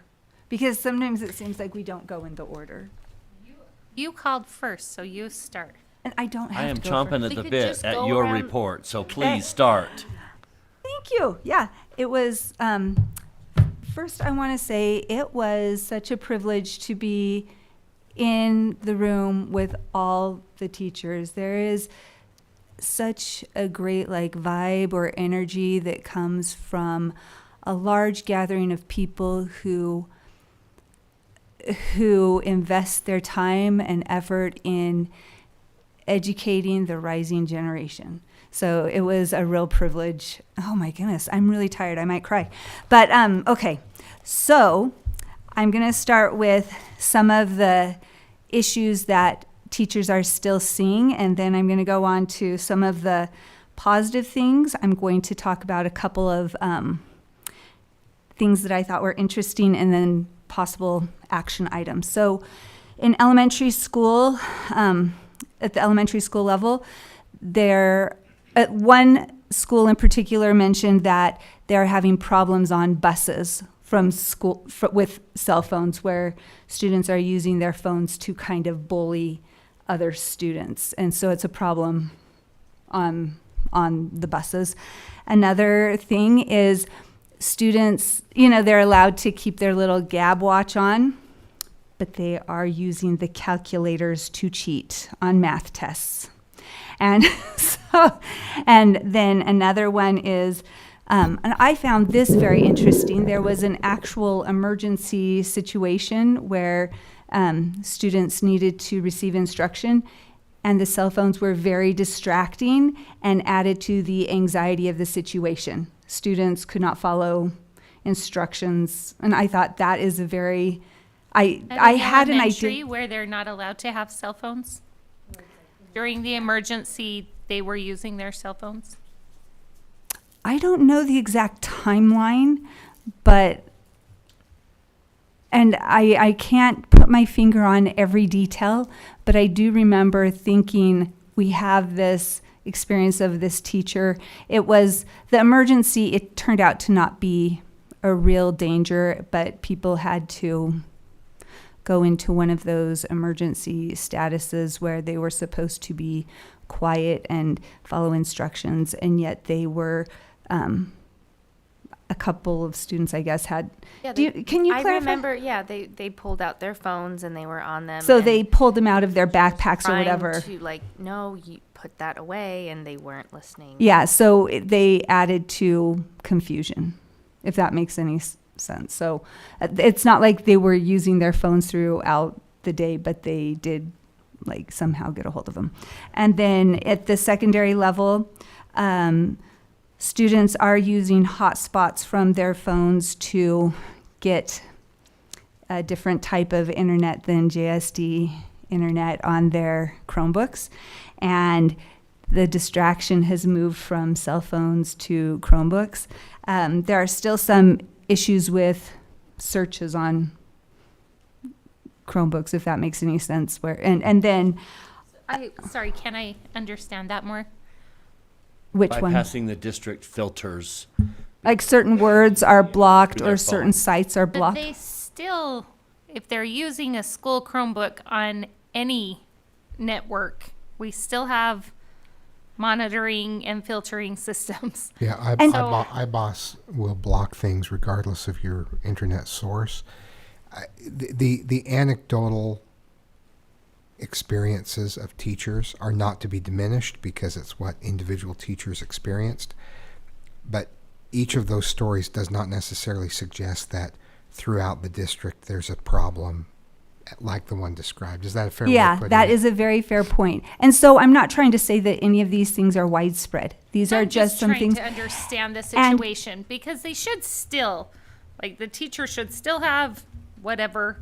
I know it's not all land school, but that's what I'm familiar with, where they can take over a Chromebook or turn off their access And no do you know matter what? whose internet they're on. Nikki, I wish that I don't even care. I don't want to use brain power for this, but if I were more well-versed in technology, I might be better able to explain how these things are happening. Need to do that. I'm But just asking the questions. and Maybe so they did intervene. They saw it and they intervened. And I want to tell you something about this too, because there are students who can find ways to bypass things to get to certain games.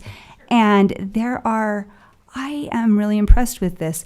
I don't know if it was administrations or administrators, they have some of them have found secret agents among these very adept, like intelligent students at bypassing things, and they treat them as their secret agent to find out what the other kids are doing. And how to address that. And I thought, oh, that's very clever. Another big issue is earbuds. And I feel like that is very widespread. The earbud situation is in class. In class. And another thing that secondary teachers brought up is consistency, and they would like a little more support and direction from their administrators. And then one teacher talked about, and I think this was after I visited with some teachers, and this is just an interesting thing, and this is not for any direction or whatever, but they did a contract where students made a contract to put their phone away for the whole year or the whole semester into a pocket every single day. And part of the contract was if they had their phone away from them for the whole class period, they didn't have to do certain types of assignments, because it was assumed that without their cell phone anywhere near them, they were engaging during class time. And I thought that's an interesting thing. And I'm not suggesting anything. It's one of the things I heard that I like. Okay, some of the positives that teachers brought up is they expected pushback from parents, but that did not occur. Actually, I didn't tell the number one problem is parents calling and texting their students while they're at school. That is the big thing, is parents. I think we have two groups with addictions that we need to talk about. Yeah. And so One group that we don't get to I know govern. we don't get to make policy for parents. So another positive thing that some teachers brought up is a decrease in fights and conflicts.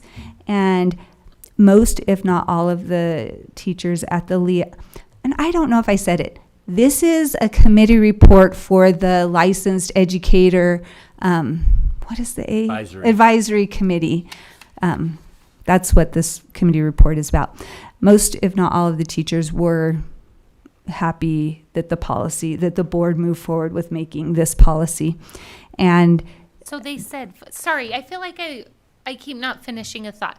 So they said there was reduced fights, and then they were thankful for the policy. Did I miss so that their part? decrease in fights. Okay.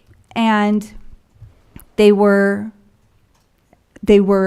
happy that the board had moved forward with making a cell phone policy. And they noticed that more students were more engaged during class time. They Teachers also mentioned Land School and Go Guardian, and it seems like Go Guardian is the preferable Chromebook nanny. Is it called software or whatever? I don't know. And so that's the first part. Now, possible action items that I got out of this that I wanted to bring back to the board is ways to help, like find ways to help parents buy into the cell phone policy more, like maybe a fun video about. I put that on one of our agenda thingies. Yeah. And then another action item, possible action item, is find ways to help educate parents about how to monitor and control their students' cell phone usage. Another possible action item is to review the electronic devices in school policy AA453 this summer. And in that, maybe find a place to put something about cell phone use on elementary school buses, and possibly looking at making it a bell-to-bell ban at the middle school level. Another thing is find ways to maintain the momentum that starts at the beginning of the year and maintain consistency throughout the year. And I think that that's something we could figure out, or staff could figure out how to do that. And I think a real important action item for us as a board, a possible action item, is the way we talk about this cell phone policy.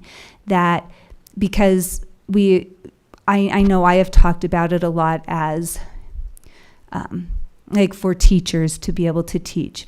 And I think that we need to frame it as this is for students. We want students to have the best learning environment. This is not about teachers. This is about the students in our district. We want them to learn to focus. We want them to learn to engage with each other and with curriculum. We want them to learn how to not be controlled by notifications. So I think instead of looking at it as a restrictive policy, it is an empowering policy, that we are empowering our students to learn and to focus and to really engage with the world. So that's what I have to say. I don't know if anybody wants to discuss any of these possible action items or if we should move on. So seeing as we have now heard from a parent group and an employee group, is there interest in a future agenda item on cell phones? Yes. Got one yes. Yes. What was the question? Put it on an agenda for further discussion. Yes, thank you. And as a matter of fact, I said, well, this is a young policy. It's only about a year old. I don't know if we should look at it. And they're like, we beg to differ respectfully. You should look at it. And just because it's uncomfortable for you. Is half a year old. Yeah. It is 2 semesters old, almost. Yeah. But anyway, I thought, that's true. We don't have to be bound by a time frame. I would like to discuss it whenever Okay. I'd to. So that's 4. Can you add? I'd like to go back. We talked about a next step being a pilot, someone piloting a bell-to-bell. We talked about a next step being a volunteer school who would pilot. And He said if they came to us, we'd fund it. And I did tell them that. I said, if you get your school community together and you get a plan and bring it to the board, we will listen to that plan. And I don't know exactly what action the board would take, but we would be interested in hearing your plan. And the board might be willing to help you implement whatever type of plan. Yeah, I remember that as not just a maybe, it was a promise. If you can get a school community who is willing, bring us the plan. We just haven't seen one yet. Okay, so we'll add that to a future agenda item. Sorry, Daryl, did I just cut you off? Yeah, I was just going to agree with you. I don't mind it being a future agenda, but I would like to see administration bring it if somebody was interested in piloting it. Middle school, total lockdown. I'd support that. I'm a little uneasy bringing it back to the board so quickly, unless there's a problem. Some of the problems that were outlined by the LEAC discussion seem to be more of enforcement instead of policy, and that's a big difference. You're going to have enforcement either way. And the teachers there, the majority of them expressed a desire to have a bell-to-bell cell phone ban at all levels.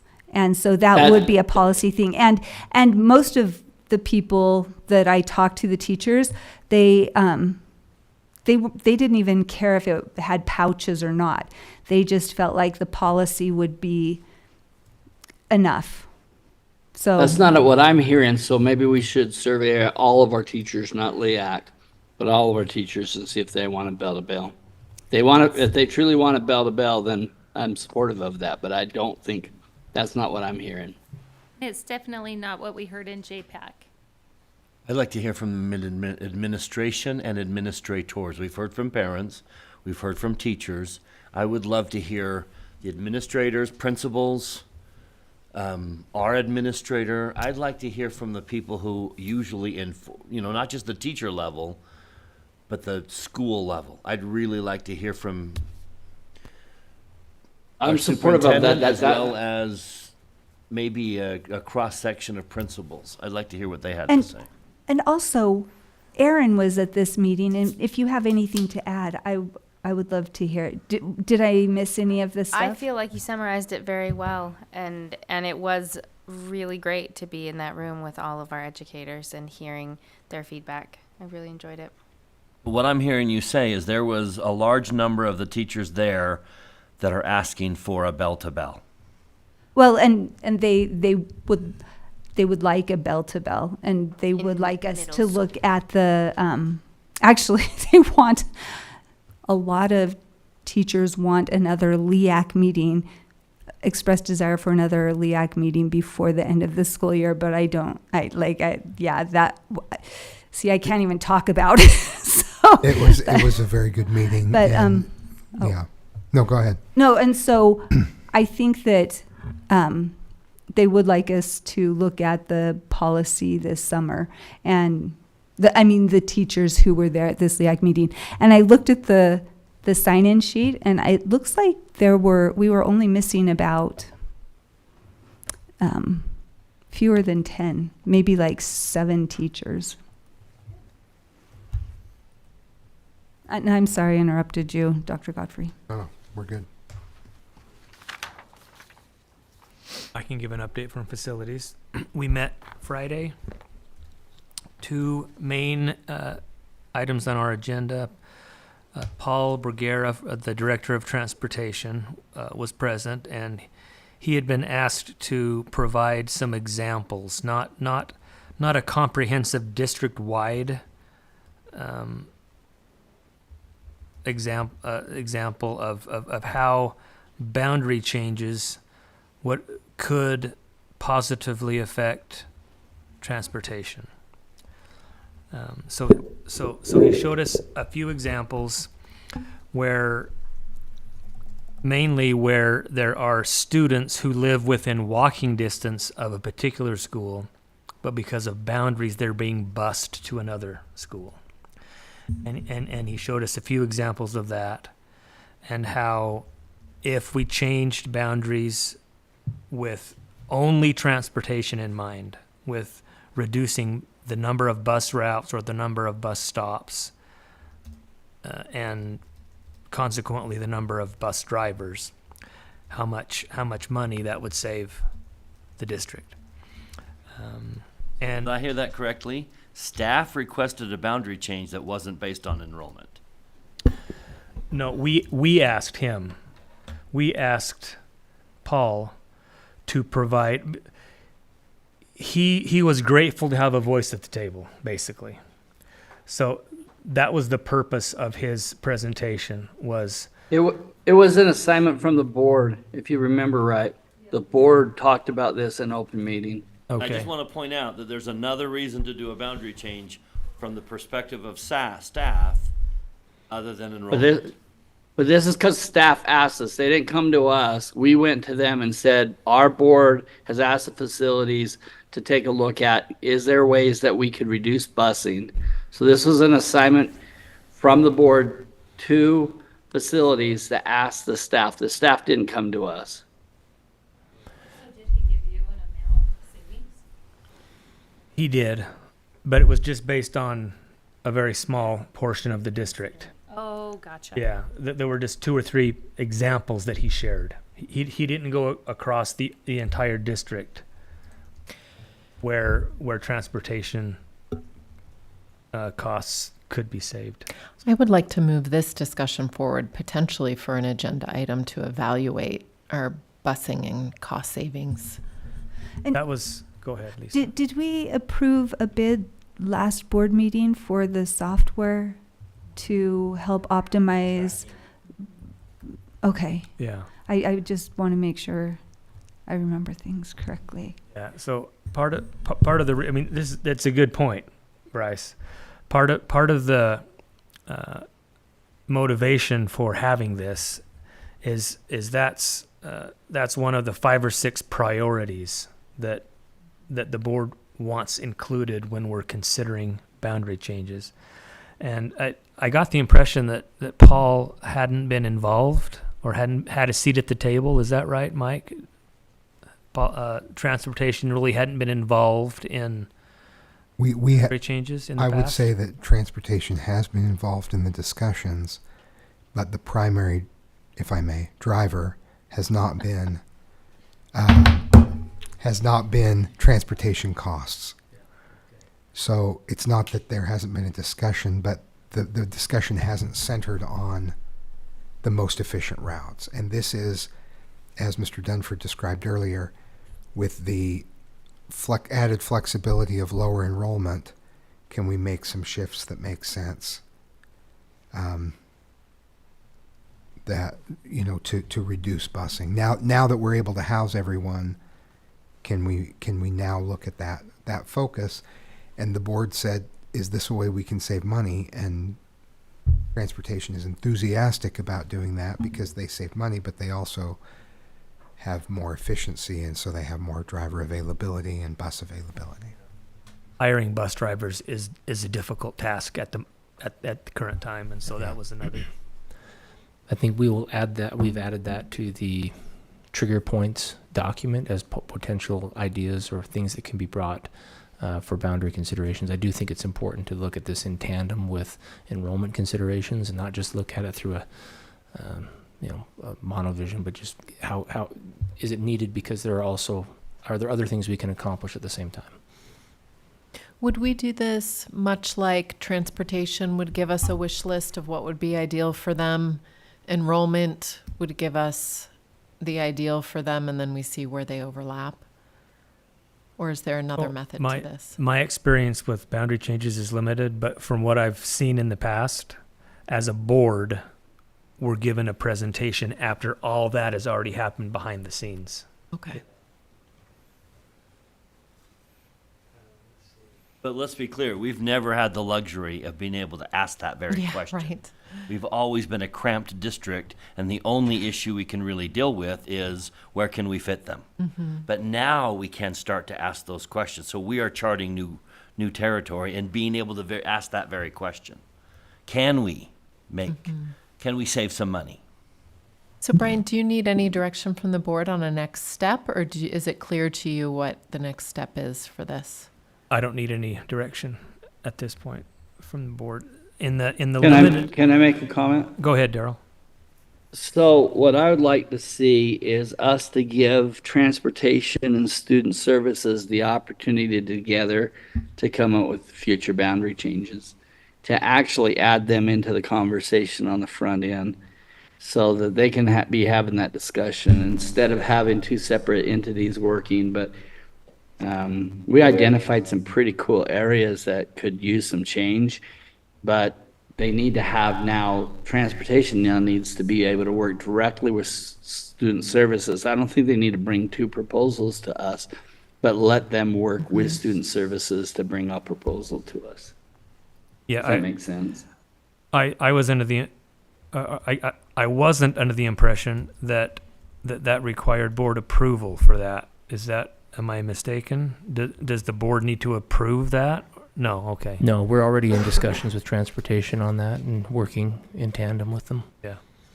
From the few limited examples that Paul provided, I was kind of adding it up in my head because he had the monetary amount, and it was maybe $100K annually.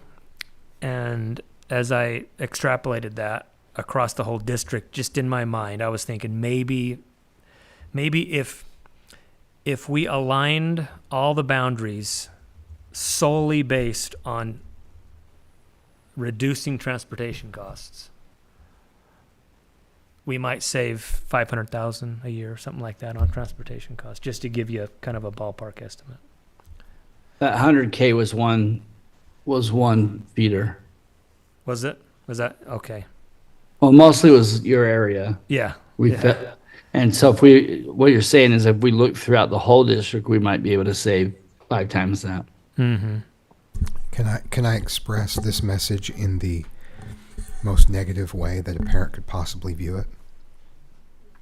So what you're saying is you want to save money as a district by taking away busing I've grown accustomed to and making me provide my own transportation for my child to school, make them walk 1.4 miles because they now don't qualify, and change feeders and lose all their friends from the neighborhood that's just barely able to bus to this other school.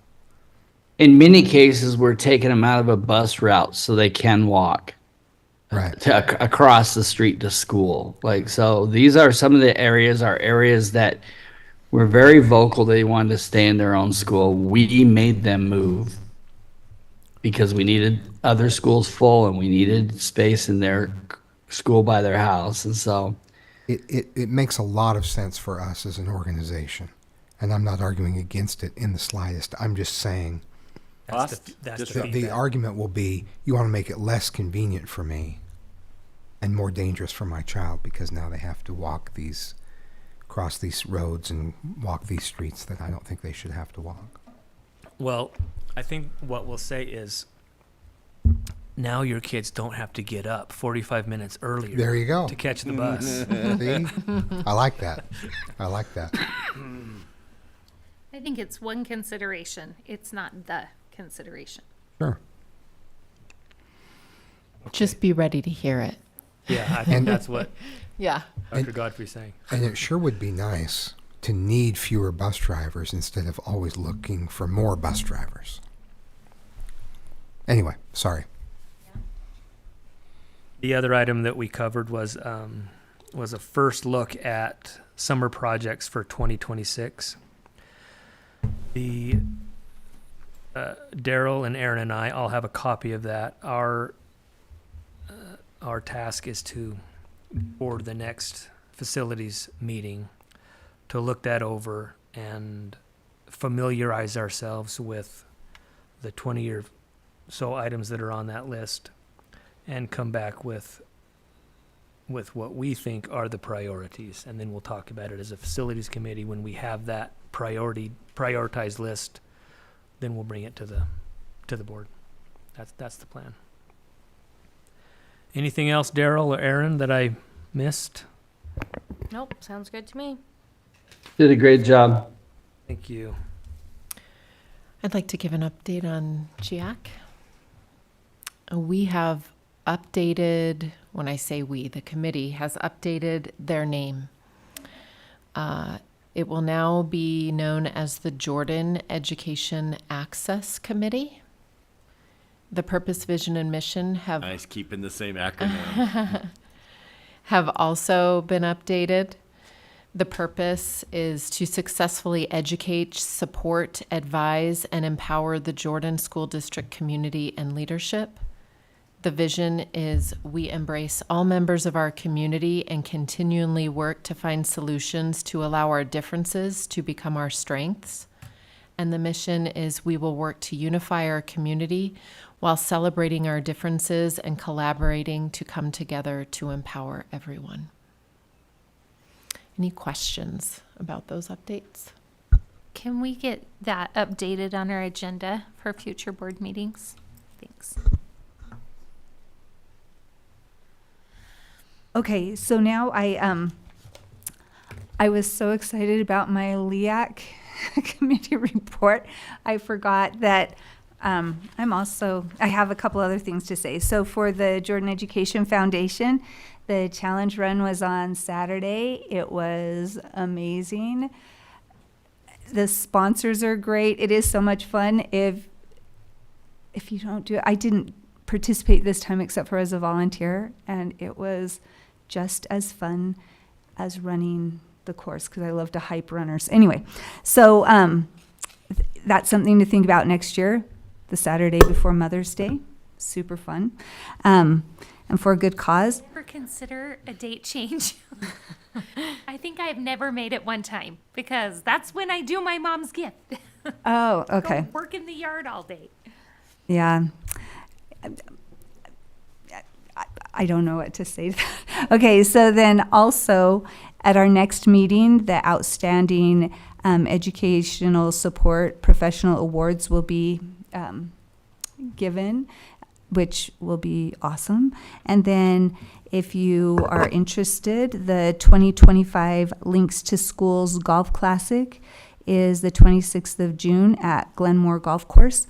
And the last thing for Salt Lake County Parks and Recreation Advisory Board, the meeting is tomorrow. And so I'm attending that tomorrow.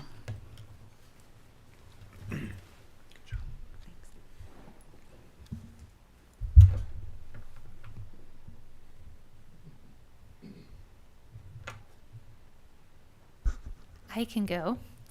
So, Portrait of a Graduate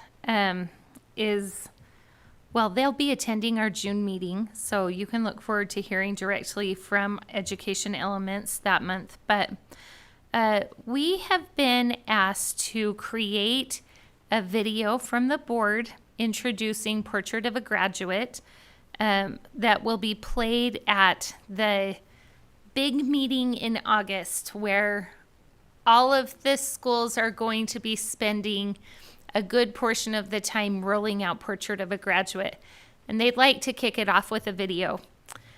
Education Elements was kind enough to create kind of a skeleton script that we can use, alter, whichever. In their recommendation, they talked about having the board president and vice president speak. I personally think it would be nice to hear from everyone, but I understand that that's a big ask. I would love to hear your interest in being able to participate in that project. If it's being made over the summer, I will probably be around to participate. So Okay. Mind if you need. Well, we need to get making it, but I would sure love to wait till December ends and then start making the video. Others have a preference one way or another? I'd be happy to participate. If I'm not around, I'd like to choose my stunt double. And I'm happy to participate also. Okay, then we will expand that. I think it's really nice for our schools to see all of us. So if you're willing to put in the time to come and give a quick blurb and then we'll have communications, merge that into a message, I think that would be really nice. So thanks for being willing to do that. Question on that. Are we as board members going to be on the creative side of that, or am I just going to be reading something that Read a someone script. else? Can I make the costumes? Pizzazz. Directed by Brian Barnett. Yeah, I'll have a gonna credit at the say- end. That's fine. Brian, if you could spearhead that writing. As long as I can be the grip. They did provide us with a script that they put together. In my opinion, we could expand on it a bit, but I have ideas brewing that I'll run past people who are actually witty.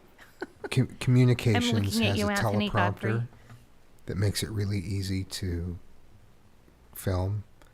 And so communications would head up the actual filming, and you can participate.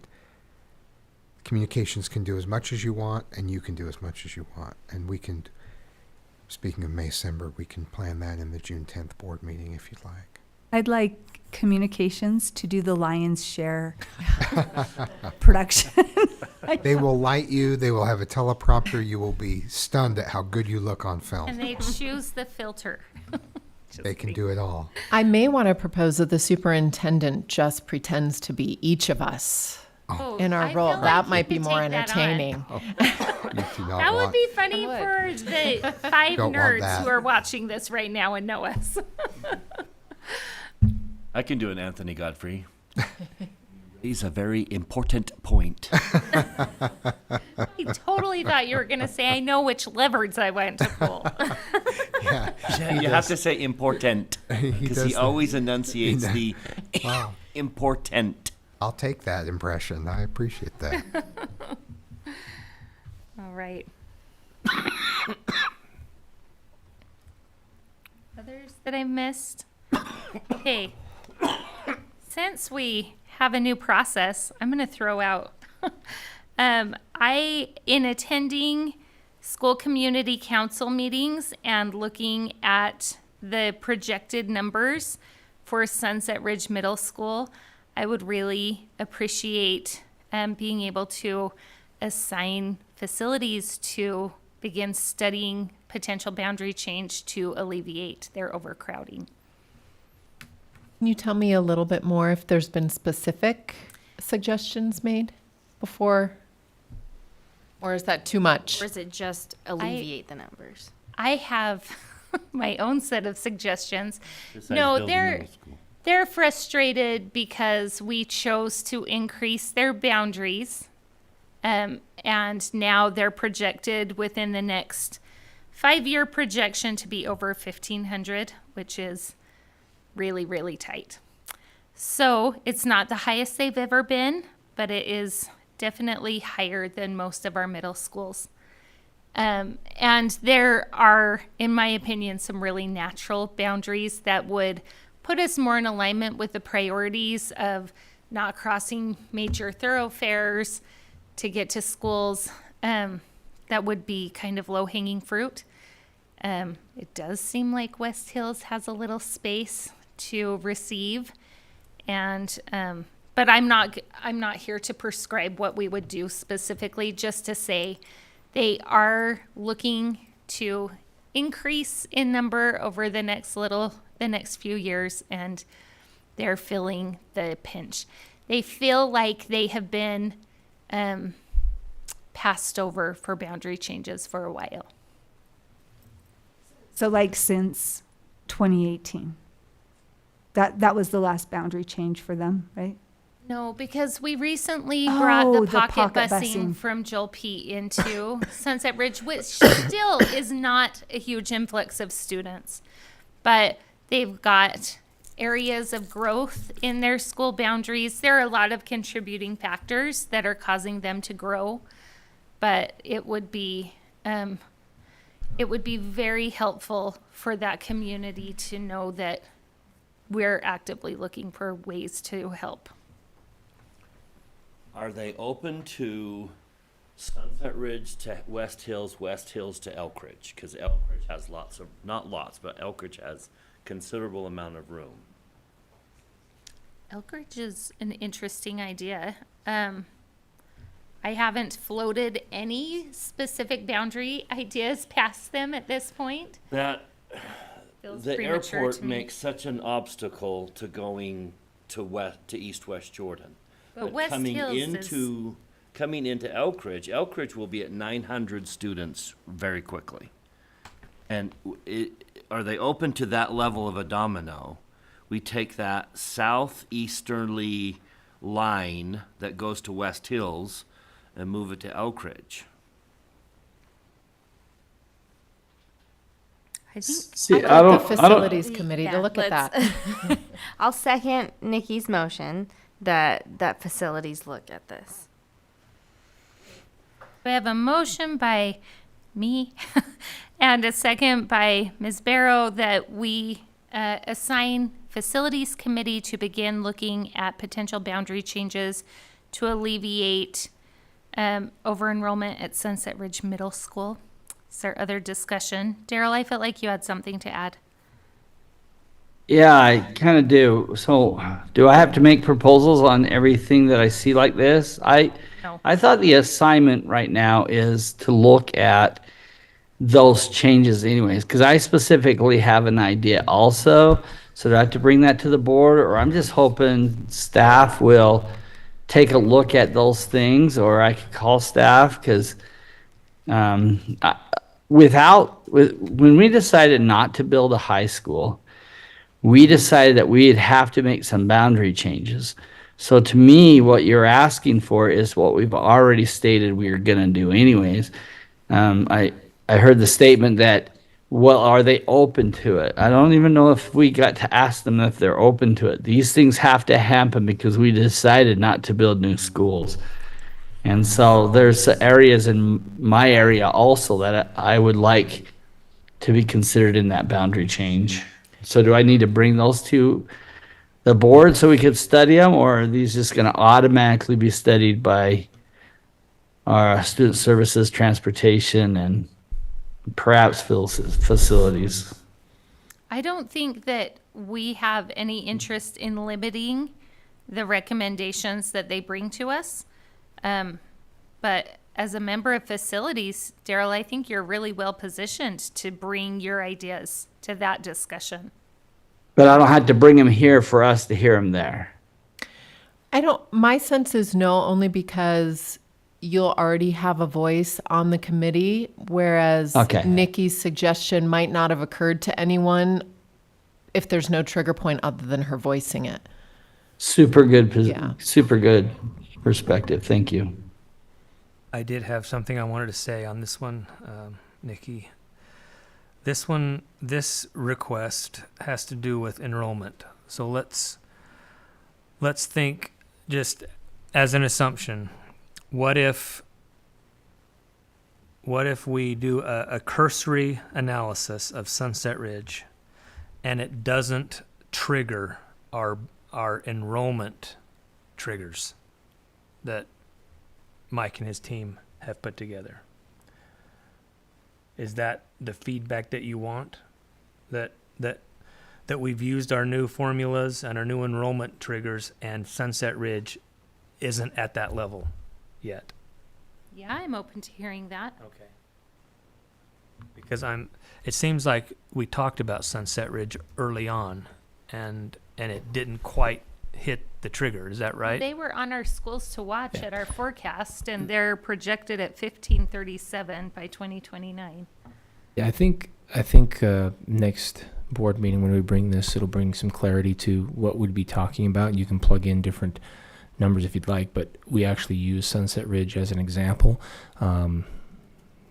Spoiler alert, we're calling it more of a list to be aware of, aware list, a potential action list rather than the schools to watch. But that's something we could look at, and Sunset Ridge would fall, using the example we've provided, it'd be placed on the aware list. So Not on the list where we bring it to the board for a boundary change discussion. It didn't trigger it, right? No, it would actually. It would trigger it. It would, okay. yeah. Say, how does it what not? does that mean? What is your level? I want to talk about that ratio if that number doesn't trigger a concern.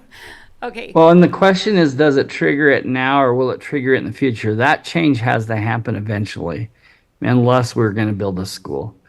So it might not hit the trigger list right now, but it's gonna have to hit it if we're not gonna build schools. Well, and I think there are ways around fixing this problem without building schools, as I look at surrounding schools. And that's what we wanted to do as a board, is we wanted to try to move boundaries instead of build schools, so. Right. Right. And can I just point of clarification?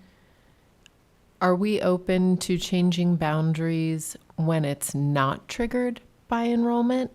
So that's not exclusively the only reason, right? Yeah. Okay, I It's just want to be gotta clear. right? Because this is a domino. Like, if you change one, it's going to change others. The document does address that there's a third part that just addresses additional boundary considerations that aren't necessarily part of the enrollment growth or decline. Okay, so we have a motion and a second. All those in favor of the motion, say aye. Aye. Aye. And any opposed? All right. Facilities? Got it. You Writing guys it are, we're gonna have to give you, I don't know, overtime, bubbly or whatever. Okay, great. Any other comments or reports? I have a report from Utah High School Activities Association. This is mostly for your information. I'm grateful to have at least one 6A principal in the room and a 6A superintendent. I am growing increasingly concerned that 6A is very underrepresented on the Activities Association. The way they are structured is they have a 6A board member, a 5A board member, and then they have one 6A, 5A superintendent. Currently, the 6A, 5A superintendent comes from a district with not a single 6A school in it. Why? The superintendent that represents 5A and 6A comes from a district that doesn't have a single 6A school in it. The principal for 5A, 6A is a 5A principal. So as of right now, I am the only representative that represents 6A schools. And is it fair to say, between the three of us in this room, I know the least about what's going on in 6A schools? That's a problem. Now, the 5A, 6A superintendent is leaving and is being replaced by Weber School District's superintendent, which currently has two 6A schools in it. That's an improvement. But the superintendent that represents Utah High School Activities Association has, after this new realignment, one 6A school. The principal that represents 6A and 5A is a 5A principal. There are 17 6A schools. They embody more athletes. If you take 5A out, the 17 6A schools have more athletes than all the other schools combined. And they're the least represented. That's crazy. How do we change it? So I am working on a proposal to require that the superintendent come from a district that has both 6A and 5A schools in it. Are there others besides ours? Yes. Yes. But the current superintendent has 0 6A schools in them. So the reason I bring that up is I need more from the 6A schools. I have reached out to every 6A school. I've reached out to the principals. I try to be on a constant communication list. And so I just need you to know that 6A is underrepresented at the Utah Activities Association. And I'm sure every principal in our district could shout, yes, they are. And so just wanted to make you aware of the uphill fight that we are facing. So speak up for 6A. You feel like there will be resistance to that? No. I think there'll be some offense, but I don't care. My job is to represent 6A. And I feel like I need to require that the superintendent at least, if a superintendent is going to speak for 5A and 6A schools, they need to come from a district that has at least one of each. Anthony is barred because I'm on the board. Anthony cannot be on the board of trustees because I am on the board of trustees. To get Anthony on, I would have to step down. And so that's another difficulty. The one superintendent that represents the highest majority of 6A schools cannot be on the board of trustees because the board member that represents 6A is coming from the same district. So just raising an issue and making sure. I need to hear from 6A schools as loudly and as passionately as possible. How can we support you with that? Ask them to email. As you hear activity association, as you come across activity association related issues, you need to make sure I know.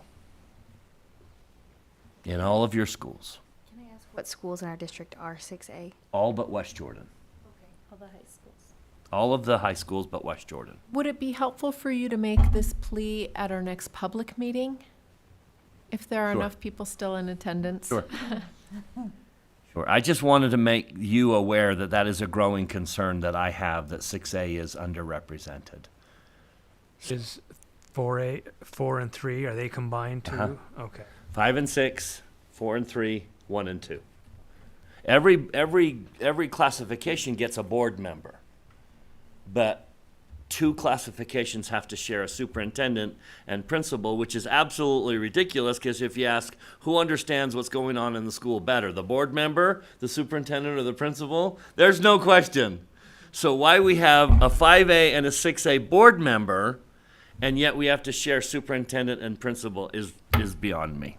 So will your proposal be also for the 1 and 2 must have one from each and okay, great. Yep, anyway, just wanted to report that. That's a growing concern of mine.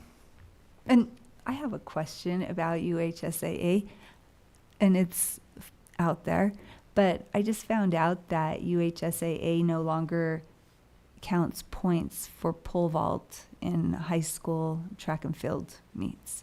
And I'm just curious, and I'm sure you don't have the answer, but I'm just curious when that happened and why. I will find out. Thank you. Welcome. That's all. I would like to point out that no 6A competition conflicts with graduation this year. Great. Even with Granite ending a whole week. With our graduations. Oh, with ours. I was gonna say, they're done, what, at the end of this week or next? This week would, yeah, that would be They're extraordinary. before. Pretty early. Yeah, they're before, Are they right before Memorial? I'd have to check. yeah, I think they're before Memorial Day. They did the impossible. So next week.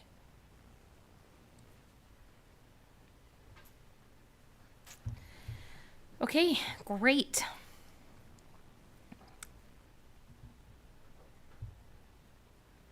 Is this where we also talk about all the fun things we did, or should I talk about that at the next one? We usually the- save those for a business Okay, meeting. that's what I thought. Do we need to move to, like, does it need to be a general meeting to approve these bids? No? No, I think we're okay, but let's move into motions for bids. Can I combine these two? I move that we accept, well, somebody else should make the motion who knows what they're doing, but, so wait, we already going to approve. I move that we approve bids A and B, Riverton High School classroom furniture and student desks. I second. We have a motion by Ms. Wood, a second by Ms. Dean to approve bid items A and B for Riverton High School classroom furniture and student desks. Any discussion? Questions too? We have the do. principal of Riverton. Fearless you wanna principal say is something? here. Sure, please.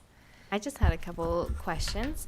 I was just wondering what kind of furniture pieces the classroom furniture covers, because then there's the separate student desks piece. So what does the furniture cover? So we are hoping to, we have some tables as well. So in the science rooms, it's not a desk, it's a table. So tables and desks and chairs. And how many like desks are we talking about? I think it's around 15, just over 1,500 desks, if I remember correctly. Let me look it up for you. And I want to say around 78 tables and just over 2,000 chairs. Are they purple? No, dang it. I know, all my heart. I wanted those, but no. In the letter, it talked about how you were shifting away from the desks that are connected to the chair. Mm-hmm. And so I'm curious what the desks look like, or is it just the top part? Or they're like the elementary desks and they have like the wire basket underneath? Or? Yeah, so it's similar to the elementary desk, but without the wire basket underneath. Okay, cool. Thank you. Mm-hmm. Remind me what happens to the old equipment, the old furniture and desks. How does that get surplus somehow? And what's the process for someone if a company wanted some tables or something? Yeah, those will go to the surplus warehouse. And, well, first the school determines if they have another use for them. And then if they don't, then they'll go to the surplus warehouse where other schools will have an opportunity to pick them up if they have a use for them. If none of our schools have a use for them, then they will be placed on a public auction website for the public to bid on and see. We do have other entities that come and look at our surplus warehouse to see what we have, and then we'll sell them for the best that we can get from that. And then that money's just put back into the capital projects fund. Public is welcome at some point to bid Oh on yeah, them. public is surely welcome to bid on them and use them. We want to get as much use out of them as we can. If something's broken and dangerous, obviously we don't go through this process for that. But if it has some use, we'll try and get what we can out of them and try to benefit the public at the same time.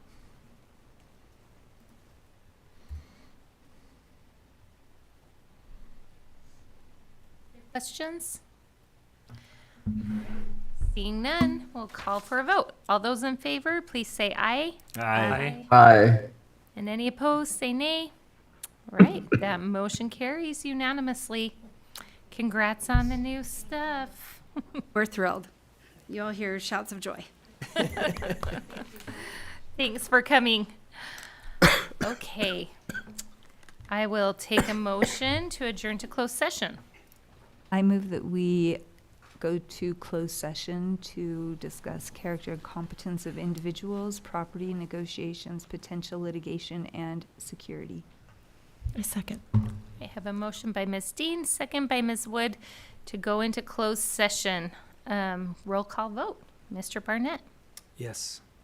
Demford, Yes. Ms. Barrow, Yes. Dr. Robinson, Yes. Ms. Wood, Yes. and Ms. Dean. All right, and I am also a yes. So we are in closed session. Granite graduations are on the 27th and 28th of May.